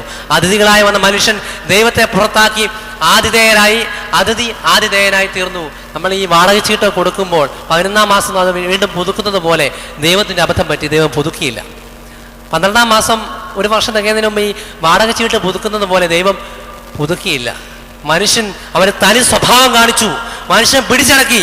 ഈ ഭൂമിയിൽ അതിഥിയായി വന്ന മനുഷ്യൻ ആതിഥേയനായി മാറി, ദൈവത്തെ പുറത്താക്കി. ഇവിടെ തോന്നിയതുപോലെ പ്രകൃതിയോടും പ്രപഞ്ചത്തോടും ചെയ്തു കഴിഞ്ഞാൽ ദൈവം ഇത് സഹിക്കുകയില്ല, ദൈവം അതോർത്ത് അനുഭവിക്കുകയില്ല, ദൈവം നമ്മളോട് പകരം വീട്ടും. അതുകൊണ്ട് ദൈവത്തെ ഓർത്ത് പ്രകൃതിയോടും പ്രപഞ്ചത്തോടും എനിക്ക് ലഭിച്ചതായ എൻ്റെ നാടിനോടും എൻ്റെ ദേശത്തോടും സ്നേഹവും സഹവർത്തിത്വവും സഹിഷ്ണുതയും കാണിക്കുവാൻ നമ്മൾ തയ്യാറായില്ലെങ്കിൽ ഒരു നാൾ ദൈവം നമ്മളോട് കണക്ക് ചോദിക്കും. ദൈവം നമുക്ക് വേണ്ടി സൃഷ്ടിച്ചെന്ന പ്രകൃതിയെ ചൂഷണം ചെയ്യുവാൻ നമുക്ക് അവകാശമില്ല. പ്രകൃതിയുടെയോ പ്രപഞ്ചത്തിൻ്റെ ഇക്വിലിബ്രിയം തകർത്ത് കളയുവാൻ, അതിൻ്റെ സന്തുലിതാവസ്ഥയെ തകർത്ത് കളയുവാൻ നമുക്ക് അവകാശമില്ല. നമ്മുടെ വീട്ടിൽ നിർമ്മാർജ്ജനം ചെയ്യേണ്ടതായ അവശിഷ്ടങ്ങളെ പ്രകൃതിയിലേക്കും റോഡിലേക്കും വലിച്ചെറിയുവാൻ, മറ്റുള്ളവൻ്റെ സ്വകാര്യതയിലേക്ക് വലിച്ചെറിയുവാൻ നമുക്ക് അവകാശമില്ല. അതുകൊണ്ട് പ്രകൃതിയുടെ സന്തുലിതാവസ്ഥയെ കാത്തു സൂക്ഷിക്കണമെങ്കിൽ നമ്മുടെ ഭവനത്തിൻ്റെ വീടിൻ്റെ സന്തുലിതാവസ്ഥയെ കാത്തു സൂക്ഷിക്കണം. മാതാവ് തൻ്റെ ഭവനത്തെ ക്രമീകരിച്ചതുപോലെ നമ്മളുടെ ഓരോരുത്തരുടെയും ഭവനത്തെ ക്രമീകരിക്കുവാനുള്ള അടിസ്ഥാന പ്രമാണം നമ്മൾ ഓരോരുത്തരും അറിഞ്ഞിരിക്കണം. അതുകൊണ്ട് ദൈവമാതാവിൽ വിളങ്ങിയതായ മേശമേലുള്ള കൂട്ടായ്മ, നന്മ കാണിക്കുക, നവകുടുംബ സങ്കല്പം, തൻ്റെ മകനെ എത്രമാത്രം സ്നേഹിക്കാവോ അതിന് മാക്സിമം സ്നേഹിക്കുകയും തലോടുകയും വാത്സല്യം കൊടുക്കുകയും ചെയ്ത ആ ദൈവമാതാവ് തൻ്റെ ഗൃഹകാര്യങ്ങൾ ക്രമീകരിച്ചതുപോലെ നമ്മുടെ വീടിൻ്റെ ഗൃഹകാര്യവും ക്രമീകരിക്കാൻ നമുക്ക് സാധിക്കട്ടെ എന്ന് പ്രാർത്ഥിക്കുകയാണ്. അവസാനമായിട്ട് ഒരു കാര്യം കൂടെ പറഞ്ഞ് ഞാൻ അവസാനിപ്പിക്കാം. മഷിയും തൂവലും എന്നെ ശ്ലോമോ നിറയും കത്തുട് ഗബ്രിയേൽ മറിയാമിനരികെ ചെന്നെത്തി. നിങ്ങൾക്ക് എല്ലാവർക്കും അറിയാമെന്ന് വിശ്വസിക്കുന്നു. മഷിയും തൂവലും എന്നെ ശ്ലോമോ നിറയും കത്തുട് ഗബ്രിയേൽ മറിയാമിനരികെ ചെന്നെത്തി. ശനിയാഴ്ച ദിവസം ശീമാ നമസ്കാരത്തിൽ പ്രഭാതത്തിൽ പാടുന്നൊരു പാട്ടാണ്. അതായത് അതിൻ്റെ അർത്ഥം മഷിയോ തൂവലോ, അതായത് പണ്ട് എഴുതുന്നത് മഷിയിൽ മുക്കി തൂവൽ വെച്ചാണ് എന്തെഴുതുന്നത്, കത്തെഴുതുന്നത്. അല്ലെങ്കിൽ ഏതെങ്കിലും തരത്തിൽ പ്രാമാണിക രേഖകൾ പോലും ചമയ്ക്കുന്നത് മഷിയും തൂവലും വെച്ചാണ് പ്രാമാണിക രേഖകൾ പോലും എഴുതുന്നത്. അതോടെ ഈജിപ്തിലും അതോടൊപ്പം തന്നെ പൗരസ്ത്യ സഭകളിലും മറ്റ് മിഡിൽ ഈസ്റ്റേൺ പ്രദേശങ്ങളിലൊക്കെയും പാർച്ച്മെൻ്റ് എന്ന് പറയും. പാർച്ച്മെൻ്റ് മൃഗങ്ങളുടെ തൊലിയിൽ ആണ് എന്തെഴുതുന്നത്. മഷിയില്ലാത്ത കാലത്ത് മൃഗങ്ങളുടെ തൊലിയിലാണ് പല പ്രാമാണിക രേഖകളും ചരിത്രങ്ങളും രേഖപ്പെടുത്തി വെക്കുന്നത്. പാർച്ച്മെൻ്റ് എന്ന് പറയും. അല്ലെങ്കിൽ വലിയ മരങ്ങളുടെ തൊലി എടുത്തിട്ട് ഉണക്കി അതിലാണ് രേഖപ്പെടുത്തി വെക്കുന്നത്. ഇവിടാണെങ്കിൽ നമുക്കറിയാം പഴയ ശ്ലോകങ്ങളും മറ്റും രേഖപ്പെടുത്തി വെക്കുന്നത് എങ്ങനെയാണെന്ന് നമുക്കറിയാം, ഓലകളിലാണ്. അപ്പോൾ പണ്ട് മഷിയും തൂവലും ഒന്നുമില്ല, പേനയില്ല. അപ്പോൾ ആ സമയത്ത് മഷിയും തൂവലും ഇല്ലാതെ ശ്ലോമോ നിറയും കത്തുട് ഗബ്രിയേൽ മറിയാമിനരികെ ചെന്നെത്തി. മഷിയും തൂവലും ഇല്ലാതെ എഴുതിയ ഒരു എഴുത്തുമായിട്ട് ഗബ്രിയേൽ മാലാഖ മറിയാമിനടുത്തേക്ക് പറന്നു വരികയാണ്. എന്തിനാ പറന്നു വരുന്നത്? ശ്ലോമോ നിറയും കത്തുട് ഗബ്രിയേൽ, സമാധാനം കൊണ്ട് നിറഞ്ഞ കത്തുമായിട്ട്. ആ കത്ത് നിറയെ സമാധാനമാണ്. മറിയാമേ നിനക്ക് സമാധാനം എന്ന് പറയുന്ന ആ വലിയൊരു കത്ത് കൊടുക്കുകയാണ്. ആ കത്ത് കൊടുത്തിട്ട് പാട്ടുകാരൻ പ്രതിപാദിക്കുന്ന ഇപ്രകാരമാണ്, ശ്ലോമോ കൊണ്ട് നിറഞ്ഞ, സമാധാനം കൊണ്ട് നിറഞ്ഞ കത്ത് മറിയാമിന് കൈമാറുകയാണ്. ആ കത്തിലാണ് പറയുന്നത്, നീ ഒരു പുത്രനെ പ്രസവിക്കും, നീ ഒരു മകനെ പ്രസവിക്കും എന്ന് പറയാം, അവൻ ഇമ്മാനുവേൽ എന്ന് പേരിടണമെന്നൊക്കെ പറയുന്ന ആ വലിയൊരു കത്ത് ഗബ്രിയേൽ ദൂതൻ പറന്നു വന്ന ദൈവമാതാവിന് കൊടുക്കുന്ന ഒരു ഭാഗമാണ് ശീമാ നമസ്കാരം ശനിയാഴ്ച പ്രഭാതത്തിൽ പാടുന്ന പാട്ട്. ശ്ലോമോ നിറയും കത്തുട് ഗബ്രിയേൽ മറിയാമിന് നൽകി. ആ മറിയാമിന് നൽകിയ കത്തെന്ന് പറയുന്നത് മഷിയോ തൂവലോ ഒന്നും ഉപയോഗിച്ച് എഴുതാത്ത ഒരു കത്താണ്. ആ കത്താണ് ദൈവമാതാവിന് നൽകിയതെന്ന് പറയുന്നു. അത്ര ഭാവനാത്മകമായ രീതിയിലാണ് ആ കത്തിനെക്കുറിച്ച്, ദൈവമാതാവിന് ലഭിച്ചതായ വചനത്തെക്കുറിച്ച്, ഗബ്രിയേൽ ദൂതൻ ദൈവത്തിൻ്റെ ദൂത് അറിയിച്ചതിനെക്കുറിച്ച് ആ പാട്ടുകാരൻ മാർ അപ്രേം എഴുതിയിരിക്കുന്നത്. അതോടൊപ്പം കത്തിനെക്കുറിച്ചും ഫോണിനെക്കുറിച്ചും SMS കുറിച്ചും മെസ്സേജിനെക്കുറിച്ചും ഇമെയിലിനെ കുറിച്ചൊക്കെ നമുക്കറിയാം. അതിനൊക്കെ പ്രത്യേകതയും സാങ്കേതിക വിദ്യയും അതിൻ്റെ നേട്ടത്തെക്കുറിച്ചും അതിൻ്റെ എളുപ്പത്തെക്കുറിച്ചുമൊക്കെ അറിയാം. എങ്കിലും കത്തിനെക്കുറിച്ച് ഒരു വാക്ക് പറയാതിരിക്കുവാൻ സാധ്യമല്ല. അല്ലെങ്കിൽ കമ്പിത്തവാൽ നിന്നതുപോലെ ഒരു പക്ഷേ ഏതാനും നാളുകൾക്കകം കത്തും ഒക്കെ നിൽക്കാൻ സാധ്യതയുള്ള സമയമാണ്. ദൂരദേശത്ത് ജോലി തേടിപ്പോയൊരു മകൻ, അവൻ ഗൾഫിലോ അമേരിക്കയിലോ പോയിട്ട് തൻ്റെ വീടുമായിട്ടൊന്ന് ബന്ധപ്പെടണമെങ്കിൽ അവിടെ ചെന്ന് ഒരാഴ്ച കഴിഞ്ഞ് കത്തയച്ച് വീണ്ടും 2-3 ആഴ്ച കഴിഞ്ഞ് 1 മാസം കഴിഞ്ഞ് കത്ത് വീട്ടിൽ വരികയുള്ളൂ. താൻ അമേരിക്കയിലോ അല്ലെങ്കിൽ ഗൾഫിലോ എത്തിയതെന്ന് ഒരു 20 കൊല്ലം മുമ്പ് തൻ്റെ വീട്ടിലെന്ന് അറിയിക്കണമെങ്കിൽ കത്തെഴുതണം. അപ്പോൾ ഭാര്യയും അമ്മയും അപ്പനും ഒക്കെ നോക്കിയിരിക്കും, പ്രതീക്ഷിച്ച് നിൽക്കുകയാണ്. ഈ ഒരു പോസ്റ്റ്മാൻ വരുന്ന, തപാൽ വണ്ടിയുമായിട്ട് വരുന്ന പോസ്റ്റ്മാനെ പ്രതീക്ഷിച്ച് അപ്പനും അമ്മയും ഇരിക്കുകയാണ്. മകൻ്റെ എഴുത്ത് 20 ദിവസങ്ങൾക്ക് ശേഷം അല്ലെ ഒരാഴ്ചയ്ക്ക് ശേഷം നീണ്ട ഒരു എഴുത്ത് ഓടിച്ചെന്ന് പൊട്ടിച്ച് വായിക്കുമ്പോൾ ഉണ്ടാകുന്ന ആ ഹൃദയ വേദനയും അതോടൊപ്പം ഹൃദയത്തിൽ നിന്നുണ്ടാകുന്ന സന്തോഷ കണ്ണീരും ഇപ്പോൾ ഒരു SMS അയച്ചാൽ കിട്ടുമോ? അല്ലെങ്കിൽ സ്കൈപ്പിലൂടെ കണ്ടുകൊണ്ട് പരസ്പരം സംസാരിച്ചാൽ കിട്ടുമോ? ഒരാഴ്ചയ്ക്ക് അല്ലെ 1 മാസത്തിന് ശേഷം തൻ്റെ മകൻ്റെ എഴുത്ത് ഓടിച്ചെന്ന് പോസ്റ്റ്മാൻ്റെ കയ്യിൽ നിന്ന് വായിച്ച് പൊട്ടിച്ച് വായിക്കുമ്പോൾ ഉണ്ടാകുന്ന ആ സ്നേഹവും സന്തോഷവും കണ്ണുനീരും ഒരു SMS അയച്ചാലോ ഒരു ഇമെയിൽ അയച്ചാലോ സ്കൈപ്പിലൂടെ സ്വന്തം ഭർത്താവിനെ കണ്ടുകൊണ്ട് സംസാരിക്കുകയോ ചാറ്റ് ചെയ്താലോ ഒരിക്കലും കിട്ടുകയില്ല. അതാണ് മഷിയും തൂവലും എന്നെ എഴുതിയ എഴുത്ത് മാതാവിനെ കൊടുക്കുന്നു എന്ന് പറയുന്ന ഗബ്രിയേൽ മാതാവ് പറയുന്നതുമായിട്ട് ഉള്ള ബന്ധം. കത്ത് പൊട്ടിച്ച് വായിക്കുന്ന ആ ഒരു സന്തോഷം, സ്വന്തം കൈപ്പടയിൽ തൻ്റെ മാതാവിനോ ഭർത്താവിനോ ഭാര്യയ്ക്കോ മകൾക്കോ എഴുതുന്ന ആ ഒരു അടുപ്പവും സ്നേഹവും ഒരിക്കലും SMS അയച്ചാലോ സ്കൈപ്പിലൂടെ കണ്ടുകൊണ്ട് സംസാരിച്ചോ ലഭിക്കുകയില്ല. അതാണ് അതിൻ്റെ ഒരു പ്രത്യേകത എന്ന് പറയുന്നത്. അങ്ങനെ ദൈവമാതാവിനെ അഭിവാദ്യം ചെയ്യുകയാണ്. ഈ കത്ത് കൊടുത്തുകൊണ്ട്, മറിയാമേ നിനക്ക് സമാധാനം, ശ്രോമോ നിറയുന്ന ഈ കത്ത് കൊടുത്തുകൊണ്ട് ഗബ്രിയേൽ മാലാഖ ഈ ദൈവമാതാവിനെ അഭിസംബോധന ചെയ്യുകയാണ്, അഭിവാദനം ചെയ്യുവാണ്. കൃപ നിറഞ്ഞവളെ എന്ന് അഭിസംബോധന ചെയ്യുകയാണ്. ഓരോരുത്തർക്കും ഓരോ അഭിസംബോധനയുണ്ട്. ഇപ്പോൾ റവറൻ ഫാദർ, അല്ലെങ്കിൽ ഹിസ് ഗ്രേസ്, അല്ലെങ്കിൽ ബഹുമാനപ്പെട്ട അഭിവന്യ എന്നൊക്കെ പറയും. ഓരോരുത്തർക്കും ഓരോ അഭിസംബോധനയുണ്ട്. എന്ന് പറഞ്ഞ പോലെ കൃപ നിറഞ്ഞവളെ എന്ന് അഭിസംബോധന ചെയ്തത് വിശുദ്ധ ഗ്രന്ഥത്തിൽ ദൈവമാതാവിനെ കുറിച്ച് മാത്രമാണ്. ദൈവമാണ് അഭിസംബോധന ചെയ്തത്, ദൈവമാണ് അഭിസംബോധന ചെയ്തത്. നന്മ നിറഞ്ഞവളെ എന്നൊരു അഭിസംബോധനയല്ല. ശരിക്കും ഈ ഗ്രേസ് എന്നുള്ള വാക്കാണ് കൃപ നിറഞ്ഞവളെ. ദൈവത്തിൻ്റെ കൃപ ലഭിച്ചത് കൊണ്ടാണ് മറിയാം തിരഞ്ഞെടുക്കപ്പെട്ടത്. മറിയാമിന്റെ നന്മ എന്നതുകൊണ്ട് മാത്രമല്ല, ദൈവത്തിന്റെ കൃപ അവളോട് കൂടെ ഉണ്ടായിരുന്നു. അവൾ കൃപ നിറഞ്ഞവളായിരുന്നു. കൃപ നിറഞ്ഞവളെ നിനക്ക് സമാധാനം എന്നാണ് ദൈവത്തിന്റെ ദൂതൻ അഭിസംബോധന. നന്മ നിറഞ്ഞവളെ നിനക്ക് സമാധാനം എന്നല്ല, കൃപ നിറഞ്ഞവളെ നിനക്ക് സമാധാനം. നിനക്ക് ദൈവത്തിന്റെ കൃപ നിന്നോട് കൂടെ ഉണ്ട്. അതുകൊണ്ട് ദൈവം നിന്നെ തിരഞ്ഞെടുത്തിരിക്കുന്നു. നിന്നിൽ നിന്ന് പുറപ്പെടുന്ന സന്തതി മശിഹായാണ്. അവനെ നിന്റെ ഉദരത്തിൽ വഹിക്കുവാൻ തക്കവണ്ണം ദൈവം നിന്നെ തിരഞ്ഞെടുത്തിരിക്കുന്നു. കാരണം നീ കൃപ നിറഞ്ഞവളാണ്. ദൈവത്തിന്റെ അനുഗ്രഹവും ദൈവത്തിന്റെ കൃപയും നിന്നിലുണ്ട്. എൻ്റെ മിടുക്കുകൊണ്ടോ നിങ്ങളുടെ മിടുക്കുകൊണ്ടല്ല നമ്മളിവിടെ നിൽക്കുന്നത്. ദൈവത്തിന്റെ കൃപയും കടാക്ഷവും ദയാവായ്പും കൊണ്ടാണ് നമ്മളിവിടെ ഈ സമയം ഇവിടെ ഇരിക്കുന്നത്, ഈ വചനം കേൾക്കുന്നത്. ദൈവസന്നിധിയിൽ താണുമേട് കേണപേക്ഷിക്കണം.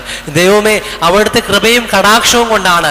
കൃപ നിറഞ്ഞ മറിയാം ദൈവസന്നിധിയിൽ താണതുപോലെ നമുക്ക് എന്തെങ്കിലും കൃപ ലഭിക്കുന്നുണ്ടെങ്കിൽ, എന്തെങ്കിലും സമ്പത്തോ ഏതെങ്കിലും തരത്തിൽ ഔന്നത്യമോ നമുക്ക് നേടുന്നുണ്ടെങ്കിൽ, ഏതെങ്കിലും തരത്തിൽ ഉത്തമന്മാരാണെന്ന് നമ്മൾ സമൂഹത്തിന്റെ മുമ്പിൽ നമ്മൾ ഗണിക്കപ്പെടുന്നുണ്ടെങ്കിൽ, അത് നമ്മുടെ മിടുക്ക് കൊണ്ടല്ല, ദൈവത്തിന്റെ കൃപയും കടാക്ഷവും ദയാവായ്പും കൊണ്ടാണ് ഞാനായിരിക്കുന്നത് എന്നുള്ള ഉറച്ച ബോധ്യം നമ്മൾ ഉണ്ടായെങ്കിൽ മാത്രമേ നമ്മുടെ തുടർന്നുള്ള ജീവിതം ശുഭകരവും നീതിപൂർണവും ആയിത്തീരുകയുള്ളൂ എന്നാണ് നമ്മൾ ചിന്തിക്കേണ്ട ഏറ്റവും പ്രധാനപ്പെട്ട കാര്യം. ഒരാളെ അഭിവാദ്യം ചെയ്യുന്നത് സംബന്ധിച്ച് കൃപ നിറഞ്ഞവളെ എന്ന് ദൈവത്തിൻ്റെ ദൂതൻ ദൈവമാതാവിനെ അഭിസംബോധന ചെയ്തു. കർത്താവിൻ്റെ ദാസി, ഇതാ നിന്റെ കർത്താവിൻ്റെ ദാസി. അവിടുത്തെ സന്നിധി എല്ലാം സമർപ്പിച്ചുകൊണ്ട് മാതാവ് മറുപടി പറയുന്നു. അഭിവാദനം, പ്രതികരണം, രണ്ടും ഇമ്പോർട്ടൻ്റാണ്. ഞാൻ ഒരാളെ അഭിവാദനം ചെയ്യുന്നെങ്കിൽ ആ വ്യക്തിയിൽ നിന്ന് എനിക്ക് ലഭിക്കുന്നതായ പ്രതികരണവും അതിനനുസരിച്ച് ഉത്തമമായിരിക്കണം. അതുകൊണ്ട് ഉത്തമമായ അഭിവാദനം ഉണ്ടാകണം, ഉത്തമമായ പ്രതികരണവും അല്ലെങ്കിൽ പ്രതിവാദനവും ഉണ്ടാകണം. പൗലോസ്ലീഹ ഓരോ കത്തെഴുതുമ്പോഴും അതിനൊരു അടുക്കും ചിട്ടയുണ്ടായിരുന്നു.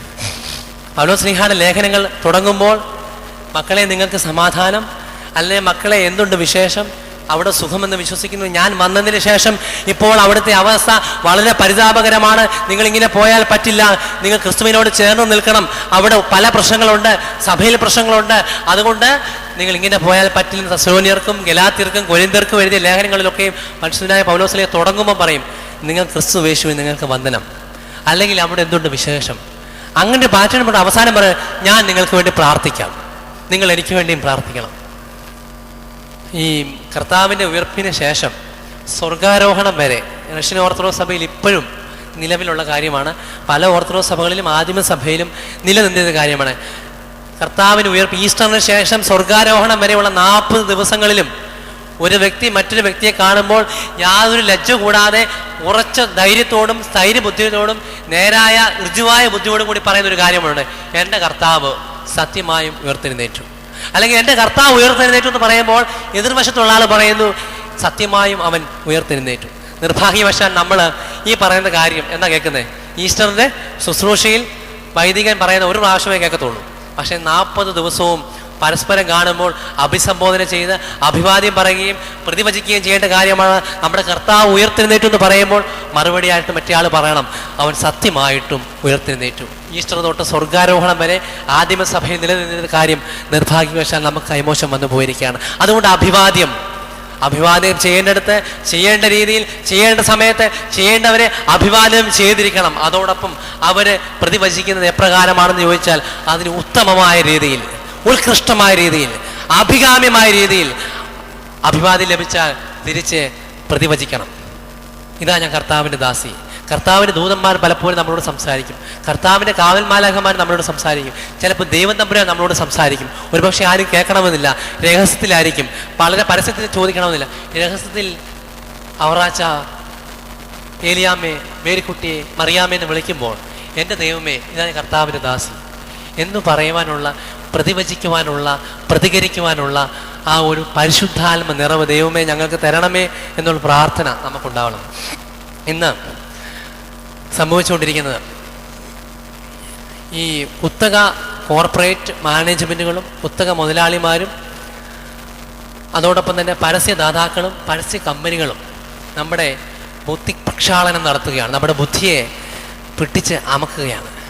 എന്ത് ചിന്തിക്കണമെന്ന് പോലും തീരുമാനിക്കുന്നതാരാ? ഈ കോർപ്പറേറ്റ് മാനേജ്മെൻറ്റുകളും പരസ്യ കമ്പനികളുമാണ്.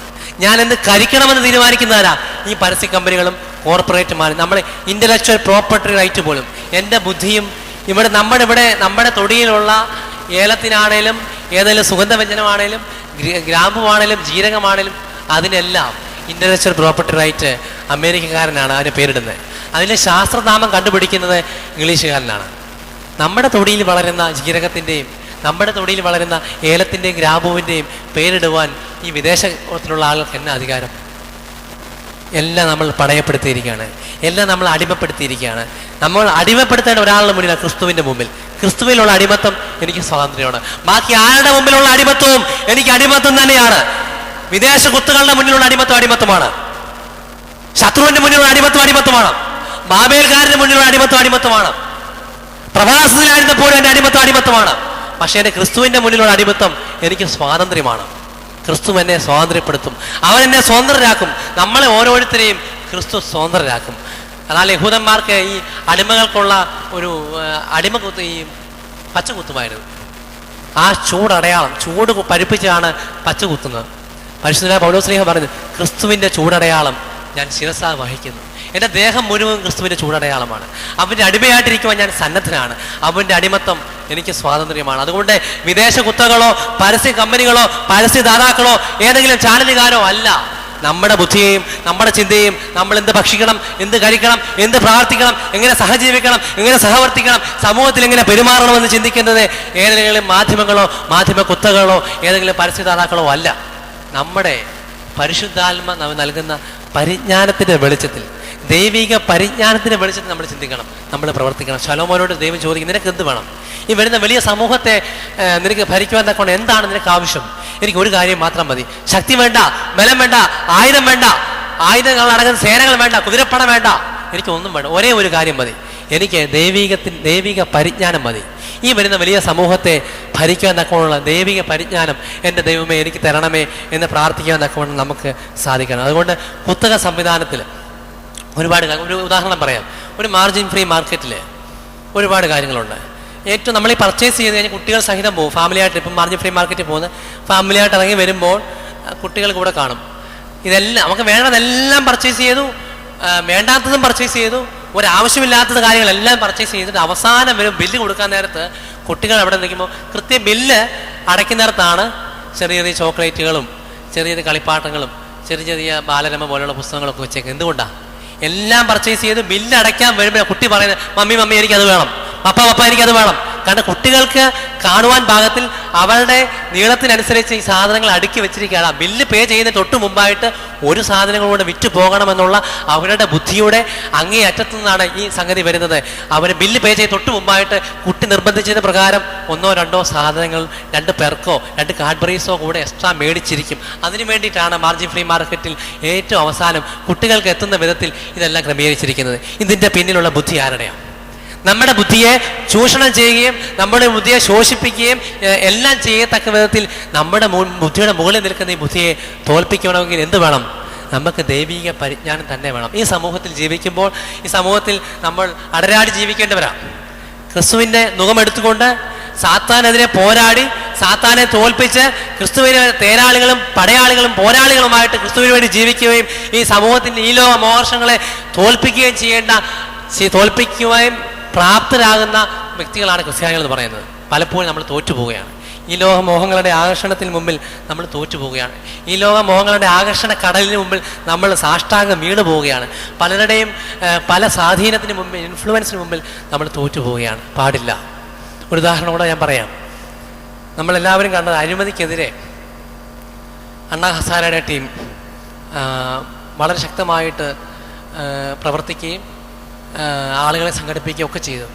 കൂട്ടത്തിൽ ബാബ രാംദേവ് എന്ന് പറയുന്ന ഒരു മനുഷ്യനും ആളെ സംഘടിപ്പിച്ചു. അഴിമതി പാടില്ല എന്ന് പറഞ്ഞു. വളരെ വലിയൊരു പത്ര മാധ്യമ ലോകത്ത് വളരെ വലിയ ഒരു സ്വാധീനം ഉണ്ടാക്കാൻ സാധിച്ചു. വലിയ പ്രചാരം നേടി. എക്സ്ക്ലൂസീവായിട്ട് ലൈവ് കൊടുത്തു, എക്സ്ക്ലൂസീവ് ന്യൂസ് കൊടുത്തു, ചാനലിലെ ബ്രേക്കിംഗ് ന്യൂസ് വന്നു. അവർ രണ്ടുപേരും വലിയൊരു സെലിബ്രിറ്റി ആയിട്ട് മാറുകയും ചെയ്തു, ബാബ രാംദേവ്. എന്നാൽ വളരെ നിരാശാജനകവും സങ്കടം തോന്നുന്നതുമായൊരു സംഗതി, ഈ ബാബ രാംദേവ് അഴിമതിക്കെതിരെ പോരാടുന്നതിന് 1 മാസം മുമ്പ് ബാബ നിഗമാനന്ദ എന്ന ഒരു സാധു മനുഷ്യൻ, ആരാലും അറിയപ്പെടാതിരുന്ന ഒരു സാധു സന്യാസി, കൽക്കരി പാടം പാടില്ല, കൽക്കരി ഖനനം നിർത്തണമെന്ന് പറഞ്ഞുകൊണ്ട് ആ ബാബ നിഗമാനന്ദ എന്ന മനുഷ്യൻ 1 മാസം മുമ്പ് ഉപവാസം കിടക്കാൻ തുടങ്ങി. അയാൾ സന്യാസിയായിരുന്നു, യഥാർത്ഥ സന്യാസിയായിരുന്നു. അയാൾ ഉപവാസം കിടന്നു, കൽക്കരി ഖനനം പാടില്ല എന്ന് പറഞ്ഞുകൊണ്ട് അയാൾ ഒറ്റയാൾ പോരാട്ടം നടത്തിയ മനുഷ്യൻ ഒരൊറ്റ ചാനലുകാരനോ ഒരു പത്രക്കാരനോ തിരിഞ്ഞു നോക്കിയില്ല മനുഷ്യനെ. എന്നാൽ എക്സ്ക്ലൂസീവും ബ്രേക്കിംഗ് ന്യൂസും കൊടുത്തുകൊണ്ട് ബാബ രാംദേവിനെ അണ്ണാ ഹസാരെയൊക്കെ പ്രൊജക്റ്റ് ചെയ്ത് കാണിക്കുമ്പോഴും ഈ പാവം ബാബ നിഗമാനന്ദ എന്ന സന്യാസിയെ ഒരാൾ പോലും തിരിഞ്ഞു നോക്കിയില്ല. അവസാനം ബാബ രാംദേവിനെ അഡ്മിറ്റ് ചെയ്ത അതേ ഹോസ്പിറ്റലിൽ തൊട്ടടുത്ത മുറിയിൽ ഈ ബാബ നിഗമാനന്ദ എന്ന് പറയുന്ന സന്യാസി മരണത്തോട് മല്ലടിച്ച് കിടക്കുമ്പോഴും ഒരു ചാനലുകാരനോ ഒരു പത്രക്കാരനോ ഒരു മാധ്യമ പ്രവർത്തകനോ ഒരു ജേർണലിസ്റ്റുകാരനോ തിരിഞ്ഞു നോക്കിയില്ല. അവസാനം അദ്ദേഹം മരണത്തിന് കീഴ്പ്പെട്ടു, ബാബ നിഗമാനന്ദ. അതിനുശേഷം 1 മാസം കഴിഞ്ഞാണ് ഈ മനുഷ്യനെ പറ്റിയ റിപ്പോർട്ട് ഏതോ ഒരു ഇംഗ്ലീഷ് പത്രത്തിൽ വന്നത്. ഇതാണോ മാധ്യമധർമ്മം? അപ്രകാരം നമ്മുടെ ബുദ്ധിയെ പ്രക്ഷാളനം ചെയ്യുന്ന, നമ്മുടെ ബുദ്ധിയെ തോൽപ്പിക്കുന്ന തരത്തിലുള്ള ചില കുത്തക പ്രവർത്തനങ്ങൾ നടക്കുമ്പോഴും യഥാർത്ഥ ദൈവിക പരിജ്ഞാനം ഉണ്ടെങ്കിൽ മാത്രമേ, യഥാർത്ഥ ദൈവിക പരിജ്ഞാനത്തോടുകൂടി മാത്രമേ നമുക്ക് ഈ സമൂഹത്തിൽ പിടിച്ചു നിൽക്കുവാനായിട്ട് സാധിക്കുകയുള്ളൂ. ദൈവമാതാവിൽ വിളങ്ങിയതായ ദൈവിക പരിജ്ഞാനം, ശലോമോനിൽ വിളങ്ങിയതായ ദൈവിക പരിജ്ഞാനം, നമ്മുടെ ബുദ്ധിയെ പ്രക്ഷാളനം ചെയ്യുന്ന സംഗതികളെല്ലാം മാറ്റിവെച്ച് ഏതാണ് സത്യം, ഏതാണ് മിഥ്യ, ഏതാണ് നന്മ, ഏതാണ് തിന്മ എന്ന് തിരിച്ചറിഞ്ഞുകൊണ്ട് തിരിച്ചറിവുകളുടെ ലോകത്തിൽ നന്മയെ മാത്രം തിരഞ്ഞെടുത്തുകൊണ്ട് തിന്മയെ പുറംകാലം കൊണ്ട് തട്ടിത്തെറിപ്പിച്ചുകൊണ്ട് മുന്നോട്ട് പോകാൻ തക്കവണ്ണം നമുക്ക് സാധിക്കണം. ഒരിക്കലും പറയാൻ നമ്മൾ ക്രിയേറ്റ് ചെയ്യണം. കുട്ടികളുടെ വൈകാരിക നിലവാരം ക്രമീകരിക്കണം. വൈകാരിക ഊർജ ക്രമീകരണം നമുക്ക് സാധ്യമായി കൊടുക്കണം. ഇന്ന് പല കുട്ടികൾ പെട്ടെന്ന് പൊട്ടിത്തെറിക്കും, പെട്ടെന്ന് ദേഷ്യപ്പെടും, കൈ കെട്ടുന്ന വലിച്ചെറിയും, വീട് വിട്ടിറങ്ങിപ്പോവും, ദേഷ്യപ്പെടും, ഭക്ഷണത്തിനോട് വിരോധം പ്രകടിപ്പിക്കും, ഭക്ഷണം കഴിക്കാതെ മുറിയടച്ച് കിടക്കും. മാതാപിതാക്കൾ കൗൺസിലിങ്ങിന് കൊണ്ടുപോകും, മാതാപിതാക്കൾ നെഞ്ചത്തടിച്ച് കരയും, പ്രാർത്ഥിക്കാൻ തുടങ്ങും. അതുവരെ ഉപവാസം ഇല്ലാതിരുന്ന മാതാപിതാക്കൾ പ്രത്യേക ഉപവാസം തുടങ്ങും. ഞാനിന്ന് പറഞ്ഞോട്ടെ, കുട്ടികളുടെ വൈകാരിക ഊർജ ക്രമീകരണം മാതാപിതാക്കളുടെ സ്നേഹം മൂലം മാത്രമേ നിലനിർത്തുവാൻ സാധിക്കുകയുള്ളൂ. മാതാപിതാക്കളുടെ സ്നേഹത്തിലൂടെ മാത്രമേ വൈകാരിക ഊർജ ക്രമീകരണം. പെട്ടെന്ന് ദേഷ്യപ്പെടാതിരിക്കണമെങ്കിൽ മാതാപിതാക്കളുടെ സ്നേഹം സമയാസമയത്ത് വേണം. ദേഷ്യപ്പെട്ടതിന് ശേഷം സ്നേഹിച്ചിട്ട് കാര്യമില്ല. മാതാപിതാക്കൾ സ്നേഹിക്കേണ്ട സമയത്ത് കുട്ടികളെ സ്നേഹിച്ചെങ്കിൽ മാത്രമേ അവരുടെ വൈകാരിക ഊർജ ക്രമീകരണം നിലനിർന്നു കൊണ്ടുപോകും. അതുകൊണ്ട് ഏതെങ്കിലും ഒരു കുട്ടിക്ക് വൈകാരിക ഊർജ്ജ ക്രമീകരണം നേടിയെടുക്കാൻ സാധിക്കുന്നുണ്ടെങ്കിൽ അതിനെ വൈകാരിക വൈഭവം എന്ന് പറയും. പെട്ടെന്ന് ദേഷ്യപ്പെടുകയില്ല, പെട്ടെന്ന് ക്രോധിക്കുകയില്ല, ആവശ്യമില്ലാത്ത കാര്യത്തിൽ ഇടപെടുകയില്ല, ചാടി ഒരു കാര്യം പറയുകയില്ല. അങ്ങനെ ചില കുട്ടികൾ കണ്ടിട്ടുണ്ട്, എന്തെങ്കിലും ദേഷ്യം വന്നു കഴിഞ്ഞാൽ ഒരു കല്ലെടുത്ത് തൊട്ടടുത്തുള്ള കാറയിലോ ഗ്ലാസ്സേലോ അല്ലെങ്കിൽ എല്ലാം കുത്തി വരച്ച് വെക്കുകയും അല്ലെങ്കിൽ ചില്ലെടുത്ത് എറിഞ്ഞ് പൊട്ടിക്കുകയൊക്കെ ചെയ്യും. അപ്പം ഈ കുട്ടികളുടെ വൈകാരിക വൈഭവം നഷ്ടപ്പെട്ടിട്ട് പെട്ടെന്ന് ദേഷ്യപ്പെടുകയാണ്, അല്ലെങ്കിൽ വീട് വിട്ടിറങ്ങിപ്പോവും. അപ്പം മാതാപിതാക്കൾ വളരെ സങ്കടത്തോടു കൂടി കൗൺസിലിങ്ങിനൊക്കെ കൊണ്ടുപോകും. എന്നിട്ടും ഫലം കാണാതെ പ്രാർത്ഥനയിലേക്ക് പോയി. പ്രാർത്ഥിക്കുന്നത് നല്ലതാണ്, പ്രാർത്ഥനയ്ക്ക് വിശ്വാസത്തോടുകൂടിയുള്ള പ്രാർത്ഥന എപ്പോഴും ഫലം കാണും. പക്ഷേ അതോടൊപ്പം മാതാപിതാക്കൾ കുട്ടികൾക്ക് സ്നേഹം കൊടുക്കേണ്ട സമയത്ത് പൂർണ്ണമായ സ്നേഹവും അതുകൊണ്ട് തന്നെ സഹവർത്തിത്വവും സഹിഷ്ണുതയും മാതാപിതാക്കൾ സ്നേഹത്തോടൊപ്പം ഭക്ഷണത്തോടൊപ്പം ഈ സ്നേഹം കൂടെ കൊടുക്കണം. ഒരു കാര്യം കൊണ്ട് ഞാൻ പറഞ്ഞ് അവസാനിപ്പിച്ചുകൊള്ളാം. ദൈവമാതാവിനെ കുറിച്ച് പറഞ്ഞപ്പോൾ ക്രിസ്തു ദൈവമാതാവിൻ്റെ ഉദരത്തിൽ, കന്യക മറിയാമിൻ്റെ ഉദരത്തിൽ വന്ന് പാർത്തു. അവൻ ഉദരത്തിൽ നിന്ന് പുറത്തു വന്നു. ക്രിസ്തു മാതാവിൽ നിന്ന് ജനിച്ചു. ക്രിസ്തു വളർന്നു, പൈതൽ വളർന്നു, ജ്ഞാനം തെളിഞ്ഞു. അതോടൊപ്പം ക്രിസ്തു പാർക്കുകയും വളരുകയും ചെയ്ത ആ സാഹചര്യം കൊണ്ട് നമ്മൾ കണക്കിലെടുക്കണം. ക്രിസ്തു എപ്രകാരമാണ് വളർന്നത്, ഏത് സാഹചര്യത്തിലാണ്. തച്ചൻ്റെ മകൻ തച്ചൻ്റെ മകൻ തച്ചൻ്റെ മകൻ എന്ന് പറഞ്ഞ് എല്ലാവരും കളിയാക്കി. യെരൂശലേം ദേവാലയത്തിൽ ചെന്നപ്പോഴും സിനഗോഗുകളിൽ പ്രസംഗിക്കുമ്പോഴും ശലോമോന്റെ മണ്ഡപത്തിൽ ഉലാത്തുമ്പോഴും ഒക്കെയും മാറി മാറി എല്ലാവരും അടക്കം പറഞ്ഞൊരു കാര്യമുണ്ട്. ഇവൻ ആരാ? തച്ചൻ്റെ മകനല്ലേ, യൗസേഫിന്റെ മകനല്ലേ, ഇവൻ വെറും തച്ചൻ്റെ മകനല്ലേ, ഇവൻ എന്ത് അധികാരമാണ് ഇത് പറയുവാനുള്ളത്? ഇത്രയും പ്രതികൂലതകളുടെ നടുവിലും പറയാനുള്ള കാര്യം പറയേണ്ടതുപോലെ തന്നെ ക്രിസ്തു പറഞ്ഞു. സത്യമായിട്ട് തന്നെ വിളിച്ചു പറയും. നമ്മൾക്ക് പലപ്പോഴും പല സാഹചര്യങ്ങളുടെ സംഘടനകൾ കൊണ്ടും പല സ്വാധീനങ്ങൾ കൊണ്ടും പല പ്രയാസങ്ങൾ കൊണ്ടും സത്യമായിട്ട് പറയാൻ നമുക്ക് സാധിക്കുന്നില്ല. അതോടൊപ്പം ഒഴുക്കിന് എതിരെ നീന്തുവാനും നമുക്ക് സാധിക്കുന്നില്ല. പല കാര്യങ്ങളും മറക്കുവാനും നമുക്ക് സാധിക്കുന്നില്ല. ഈ തെങ്ങുകൾ നമ്മൾ കാണും.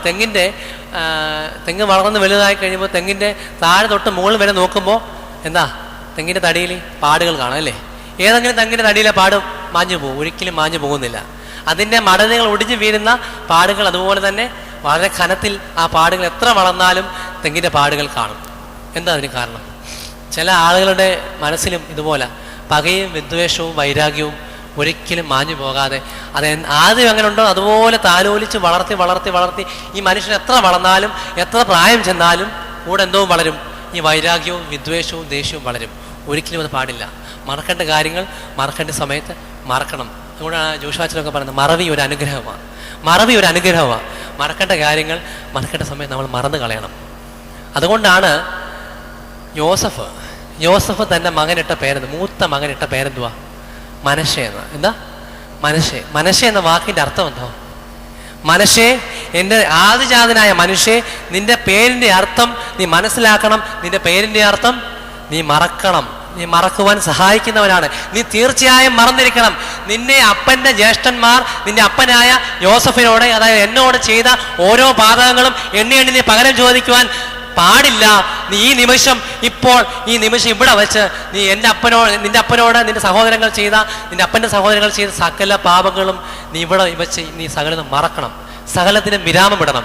ഇനി ഇത് മുന്നോട്ട് കൊണ്ടുപോകാൻ പാടില്ല. അതുകൊണ്ട് എൻ്റെ ആദിജാതനായ നിനക്ക് ഞാൻ ഇടുന്ന പേരാണ് മനശ്ശെ. നീ മറക്കുവാൻ സഹായിക്കുന്നവനാണ്, നീ മറക്കണം. അപ്രകാരം ദൈവസന്നിധി വിധേയപ്പെട്ടുകൊണ്ട് ദൈവമാതാവിനെ സംബന്ധിച്ച് പറയുവാണെങ്കിൽ ഇത്രയധികം ക്രൂര അമ്പുകൾ എയ്തപ്പോഴും പലരും കുറ്റം പറഞ്ഞപ്പോഴും കർത്താവിനെക്കുറിച്ചും ദൈവമാതാവിനെക്കുറിച്ചും യോസഫിനെക്കുറിച്ചൊക്കെയും അവരുടെ കുടുംബത്തിൻ്റെ സ്ഥിതിയെക്കുറിച്ചും അവരുടെ ജോലിയെക്കുറിച്ചും അടക്കം പറഞ്ഞപ്പോഴും യാതൊന്നും കൂസാതെ അവരോടൊക്കെ ക്ഷമിച്ചും സഹിച്ചും അതോടൊപ്പം തന്നെ ദൈവസന്നിധിയിൽ കൂടുതൽ വിനയപ്പെട്ടും ദൈവസന്നിധിയിൽ കൂടുതൽ സമയം പ്രാർത്ഥിച്ചും ചെലവഴിച്ചും ദൈവമാതാവ് സമയം കണ്ടെത്തി അവർക്ക് വേണ്ടി ക്ഷമിക്കുകയും സഹിക്കുകയും ഒക്കെ ചെയ്തു. അതോടൊപ്പം കർത്താവ് നമ്മുടെ ഇടയിൽ കൂടാരമടിച്ചു പാർത്തു. ദൈവമാതാവായ കന്യകമറിയാമിന് ഉദരത്തിൽ വസിച്ചു, ഈ ഭൂമിയിൽ കൂടാരമടിച്ചു പാർത്തു എന്നങ്ങനെ പറഞ്ഞ കാര്യം സെൻറ്റ് ജോൺ 1-ാം അധ്യായം 14-ാം വാക്യം, വിശുദ്ധ യോഹന്നാന്റെ സുവിശേഷം 1-ാം അധ്യായം 14-ാം വാക്യം. അവിടെ പാർത്തു എന്നാ കാണുന്നത്. കർത്താവ് ജ്ഞാനത്തോടുകൂടി വളർന്നു, നമ്മളുടെ ഇടയിൽ കൂടാരമടിച്ചു. എസ്കെനോസോൻ എന്നൊരു ഗ്രീക്ക് വേർഡാണ് ഇവിടെ ഉപയോഗിച്ചിരിക്കുന്നത്. അതിൻ്റെ യഥാർത്ഥ അർത്ഥം ഞാൻ അവസാനിപ്പിച്ച അതിൻ്റെ യഥാർത്ഥ അർത്ഥം കൂടാരമടിച്ചു പാർത്തു എന്നാണ്. എന്താ കൂടാരമടിച്ചു പാർക്കുന്നതും വെറുതെ പാർക്കുന്നതും തമ്മിലുള്ള വ്യത്യാസം? കൂടാരമടിച്ചു പാർക്കുക എന്ന് പറയുമ്പോൾ അവിടെ ഒരു ഗതകാല സ്മരണകളെ ഉണർത്തുന്ന ഒരു സംഗതിയാണ്. ഈ യഹൂദന്മാർ യാത്ര ചെയ്തപ്പോൾ അരാമ്യനായ ഈ നാടോടികളായ അബ്രഹാമിൻ്റെ സന്തതികൾ നാട് നീളെ നടന്നപ്പോഴൊക്കെയും അവർക്ക് ടെൻറ്റ് അടിച്ച് പാർക്കുകയും അവിടെ കൂടാരമടിച്ച് അവരുടെ കന്നുകാലികളുമായിട്ടൊക്കെ താമസിക്കുകയൊക്കെ ചെയ്തപ്പോൾ അവരുടെ മനസ്സിൽ, ഓരോ യഹൂദൻ്റെ മനസ്സിലും കൂടാരത്തെ സംബന്ധിച്ച് ഗതകാല സ്മരണകളും ഒരു പ്രോട്ടോടൈപ്പ് സംഗതി കിടപ്പുണ്ട്. അതുകൊണ്ട് കർത്താവിനെ സംബന്ധിച്ച് അവർ പറയുമ്പോൾ, യഹൂദ ക്രിസ്ത്യാനി പറയുമ്പോൾ അവർ ഏറ്റവും ആദ്യം പറയുന്നത് കർത്താവ് ഞങ്ങളുടെ ഇടയിൽ പാർത്തു എന്നല്ല, കർത്താവ് ഞങ്ങളുടെ ഇടയിൽ കൂടാരമടിച്ച് വസിച്ചു. കർത്താവ് ഞങ്ങൾക്ക് തണലേകി, കർത്താവ് ഞങ്ങൾക്ക് ആശ്രയമായിരുന്നു, കർത്താവ് ഞങ്ങൾ ചൂടും വെയിലും അടിക്കാതെ ഒരു കൂടാരമായി ഞങ്ങളുടെ മുകളിൽ നിന്നു, കർത്താവ് ഞങ്ങളെ സഹായിച്ചു, കർത്താവ് ഞങ്ങളെ രക്ഷിച്ചു. ചൂടിലും തണുപ്പിലും മഴയിലും വെള്ളപ്പൊക്കത്തിലും ഒക്കെയും എൻ്റെ ദൈവം ഞങ്ങൾ കൂടാരമായി തീർന്നു എന്ന് പറയുന്നു. അതായത് 2 കൊരിന്ത്യർ 5-ാം അധ്യായം 2-ാം വാക്യത്തിൽ പറയുന്നുണ്ട്, ഈ ശരീരം ഭൗമഭവനമായ ഈ കൂടാരം അഴിഞ്ഞു പോയാലും ഞാൻ ഒരു കാര്യം വാഞ്ചിക്കുവാണ്, ഒരു കാര്യം ആഗ്രഹിക്കുവാണ്, എനിക്ക് ഒരേ ഒരു കാര്യം മാത്രമേ ചിന്തിക്കാനുള്ളൂ, സ്വർഗീയ പാർപ്പിടം എടുത്ത് അണിയുവാൻ തക്കവണ്ണം ദൈവമേ എന്നെ സഹായിക്കണമേ. ക്രിസ്തുവാകുന്ന സ്വർഗീയ പാർപ്പിടം. അതായത് വെളിപാട് പുസ്തകത്തിൽ പറയുന്നുണ്ട്, സിംഹാസനത്തിലിരിക്കുന്ന കുഞ്ഞാട് വളരെ കഷ്ടപ്പാടുകൾ സഹിച്ച് അവിടെ ചെന്ന് തങ്ങൾ കുഞ്ഞാടിൻ്റെ രക്തത്തിൽ അങ്കി അലക്കി വെളുപ്പിച്ചിട്ടുള്ളവരുടെ ഓരോരുത്തർക്കും സിംഹാസനത്തിലിരിക്കുന്ന കുഞ്ഞാട് അവർക്കെല്ലാവർക്കും ഒരു കൂടാരമായിരിക്കും. നമ്മളുടെ ഇടയിൽ കൂടാരമടിച്ചു പാർത്തവനായ ക്രിസ്തു അങ്ങ് നിത്യതയിൽ, അങ്ങ് സ്വർഗത്തിൽ കുഞ്ഞാടിൻ്റെ ചുവട്ടിൽ, കുഞ്ഞാടിൻ്റെ സിംഹാസനത്തിൽ ഇരിക്കുന്ന കുഞ്ഞാട് നമുക്കെല്ലാവർക്കും കൂടാരമായിരിക്കും. അതോടൊപ്പം നിത്യതയിൽ ചെല്ലുമ്പോൾ ദൈവമാതാവിൻ്റെ വാങ്ങിപ്പ് സമയത്ത് അനേക സ്വർഗീയ സൈന്യങ്ങളും ശിഷ്യന്മാരും എല്ലാം വന്ന് ദൈവമാതാവിനെ സ്വർഗത്തിലേക്ക് ആനയിച്ചു കൊണ്ടുപോകുന്ന ഒരു ഭാഗമുണ്ട്. അവിടെ ചെല്ലുമ്പോൾ ഒരു സമ്മാനം കിട്ടും. എന്താ സമ്മാനം? നമുക്കിന്ന് റിയാലിറ്റി ഷോയിലും മറ്റ് ഗാനഗന്ധർവ സംഗതികളിലും TV പ്രോഗ്രാംസിലൊക്കെ സമ്മാനമുണ്ട്. അത് ഫ്ലാറ്റും 50 കോടി 100 കോടി 1 കോടി 15 കോടിയൊക്കെയാണ്, 50 ലക്ഷം രൂപയൊക്കെയാണ്. പക്ഷെ സ്വർഗത്തിൽ ചെല്ലുമ്പോൾ നമുക്ക് എന്ത് സമ്മാനമാണ് കിട്ടുന്നത്? ദൈവമാതാവിന് തീർച്ചയായിട്ടും സമ്മാനം കിട്ടി. ദൈവമാതാവ് ദൈവത്തിൻ്റെ തേരും ധാരാളികളുമാൽ ദൈവത്തിലെ സ്വർഗത്തിലേക്ക് എടുക്കപ്പെടുകയും ചെയ്തു. നമുക്ക് എന്ത് സമ്മാനം കിട്ടുന്നത്? ഒരേ ഒരു സമ്മാനം മാത്രമേ സ്വർഗത്തിൽ ചെല്ലുമ്പോൾ കിട്ടുകയുള്ളൂ. ഒറ്റ ഒരു സമ്മാനം. ഒന്നുമല്ല, വേറെ ഒന്നുമല്ല, ഒരു വെള്ള വസ്ത്രം. ശുഭ്രവസ്ത്രധാരിയായി ദൈവത്തിൻ്റെ സന്നിധി നിൽക്കുവാൻ തക്കവണ്ണം സ്വർഗത്തിൽ വെച്ച് നമുക്ക് കിട്ടുന്നത് ഒരു വെള്ള വസ്ത്രം മാത്രമാണ്. വെളിപാട് പുസ്തകം 3-ാം അധ്യായത്തിൽ സർദീസിലെ സഭയോട് ദൈവത്തിൻ്റെ ദൂതൻ പറയുകയാണ്, നിങ്ങൾക്ക് അവിടെ സമ്മാനമായിട്ടൊരു സംഗതി കിട്ടും. ആ സംഗതി ഉള്ളവർക്ക് മാത്രമേ സ്വർഗത്തിലേക്ക് കടക്കുവാൻ പറ്റുകയുള്ളൂ. ഒരു വെള്ള വസ്ത്രം. നീ ശുഭ്രവസ്ത്രധാരിയായിട്ട് കുരുത്തോലകളെ പിടിച്ചുകൊണ്ട് ദൈവത്തിൻ്റെ സന്നിധിയിൽ രാപ്പകൽ ദൈവത്തെ ധ്യാനിക്കുന്ന ആളുകളായിട്ട് തീരണമെങ്കിൽ നീ ശുഭ്രവസ്ത്രധാരിയായിട്ട് അവിടെ കാണണം. ആ കുഞ്ഞാടിൽ സിംഹാസനത്തിരിക്കുന്ന കുഞ്ഞാട് നിനക്ക് കൂടാരമായിരിക്കും. നിത്യജീവൻ്റെ ഉറവയിലേക്ക് കുഞ്ഞാട് നിന്റെ കരത്തിൽ പിടിച്ചുകൊണ്ട് നയിക്കും. ആ നിത്യജീവൻ്റെ ഉറവയിൽ നിന്ന് നീ കുടിക്കുകയും നീ കഴിക്കുകയും ചെയ്യും. നിനക്ക് ഒരു നാൾ വിശക്കുകയില്ല, ദാഹിക്കുകയുമില്ല. അതാണ് നമ്മുടെ കർത്താവ് നമ്മളുടെ ഇടയിൽ കൂടാരമടിച്ചു പാർത്തു, നമ്മളോടൊത്ത് സഹവർത്തിച്ചു. യഹൂദന്മാർ അന്നുണ്ടായിരുന്ന ആളുകളോട് സഹവർത്തിച്ചു, അവരോട് സഹിഷ്ണുത കാട്ടി, അവരെ ഉപദേശിച്ചു, അവരെ പഠിപ്പിക്കാൻ ശ്രമിച്ചു, അവരുടെ കൂടെ നടന്നു, ചോദ്യങ്ങൾ ചോദിച്ചു, അതിന് ഉത്തരം നൽകി. ഉത്തരങ്ങൾ ചോദിച്ചപ്പോൾ പലതിനും അവർ ഉത്തരം കൊടുത്തില്ല. പക്ഷെ കർത്താവ് വല്ലാത്തൊരു ഉത്തരം നൽകി. അവസാനം ഒരു ചോദ്യം ചോദിച്ചു, നീ യഹൂദന്മാരുടെ രാജാവല്ലയോ എന്ന് ചോദിച്ചപ്പോൾ അവൻ മൗനമായി നിന്നു. ബാക്കി എല്ലാ സമയത്തും പീലാത്തോസ് അവസാനമായിട്ട് ചോദിച്ചു, നീ യഹൂദന്മാരുടെ രാജാവല്ലേ, ക്രിസ്തുവല്ലേ എന്ന് ചോദിച്ചപ്പോൾ ക്രിസ്തു മൗനമായി നിന്നു. ബാക്കി എല്ലാവരും ചോദ്യത്തിനും കർത്താവ് ഉത്തരം പറഞ്ഞു. അവസാനം ചോദിച്ച ചോദ്യത്തിനും ഒന്നും വേണ്ടിയില്ല, മൗനമായി നിന്നു. ആ മൗനമാണ് പീലാത്തോസിന് മനസ്സിലായി, ഇവൻ യഹൂദന്മാരുടെ രാജാവ് തന്നെയാണ്. ഈ യഹൂദന്മാരുടെ രാജാവ് ദൈവമാതാവായ വിശുദ്ധ കന്യാമറിയാമിൽ നിന്ന് ഉത്ഭവിക്കുകയും ജനിക്കുകയും നമ്മളുടെ ഇടയിൽ കൂടാരമടിച്ച് പാർക്കുകയും നമ്മളോടൊത്ത് സഹവർത്തിക്കുകയും നമ്മളോടൊത്ത് സഹവസിക്കുകയും നമുക്ക് വേണ്ട ഉപദേശങ്ങൾ നൽകുകയും ചെയ്ത നമ്മുടെ കർത്താവിൻ്റെ സന്നിധിയിൽ കൂടുതൽ താഴ്മപ്പെടുവാനും, എന്ത് പരീക്ഷ വന്നാലും, എന്ത് കോട്ടം വന്നാലും, എന്ത് കഷ്ടത വന്നാലും എൻ്റെ വിശ്വാസത്തിൻ്റെ പരിശോധന സ്ഥിരത ഉളവാക്കുന്നുവെന്നറിഞ്ഞ അശേഷ സന്തോഷമെന്നുവീൻ എന്ന് പറഞ്ഞുകൊണ്ടും യാക്കോബ് സ്ലീഹായെ പോലെ എൻ്റെ വിശ്വാസത്തിന് ഒത്തവണ്ണം എനിക്ക് പ്രവൃത്തി ചെയ്യുവാനും ദൈവമേ സഹായിക്കണമേ എന്ന് പ്രാർത്ഥിച്ചുകൊണ്ടും എൻ്റെ കർത്താവ് എൻ്റെ കൂടെ കൂടാരം അടിച്ചുകൊണ്ട് എനിക്ക് തണലും ചൂടും സഹായവും മരയിൽ നിന്നുള്ള സംരക്ഷണവും നൽകി എന്നെ സഹായിക്കണമേ എന്ന് പ്രാർത്ഥിച്ചുകൊണ്ടും ദൈവമാതാവായ വിശുദ്ധ കന്യാമറിയാമ്മയുടെ അഭയം പ്രാപിച്ചുകൊണ്ടും പ്രാർത്ഥിച്ചുകൊണ്ടും അപേക്ഷിച്ചുകൊണ്ടും എൻ്റെ വാക്കുകളെ അവസാനിപ്പിക്കുന്നു. ദൈവം നമ്മെ അനുഗ്രഹിക്കട്ടെ. ഇങ്ങനൊരു അവസരം തന്ന പരിമല സെമിനാരി മാനേജർ അഭിമന്യ അവഗർ റംബാച്ചനോടും അതോടൊപ്പം തന്നെ ബാക്കിയുള്ള വൈദിക ശ്രേഷ്ഠരോടും ഉള്ള നന്ദിയും സ്നേഹവും അറിയിച്ചുകൊണ്ട് ഞാൻ വാക്കുകളെ അവസാനിപ്പിക്കുന്നു. ദൈവം നമ്മളെ എല്ലാവരെയും വാഴ്ത്തി അനുഗ്രഹിക്കുമാറാകട്ടെ.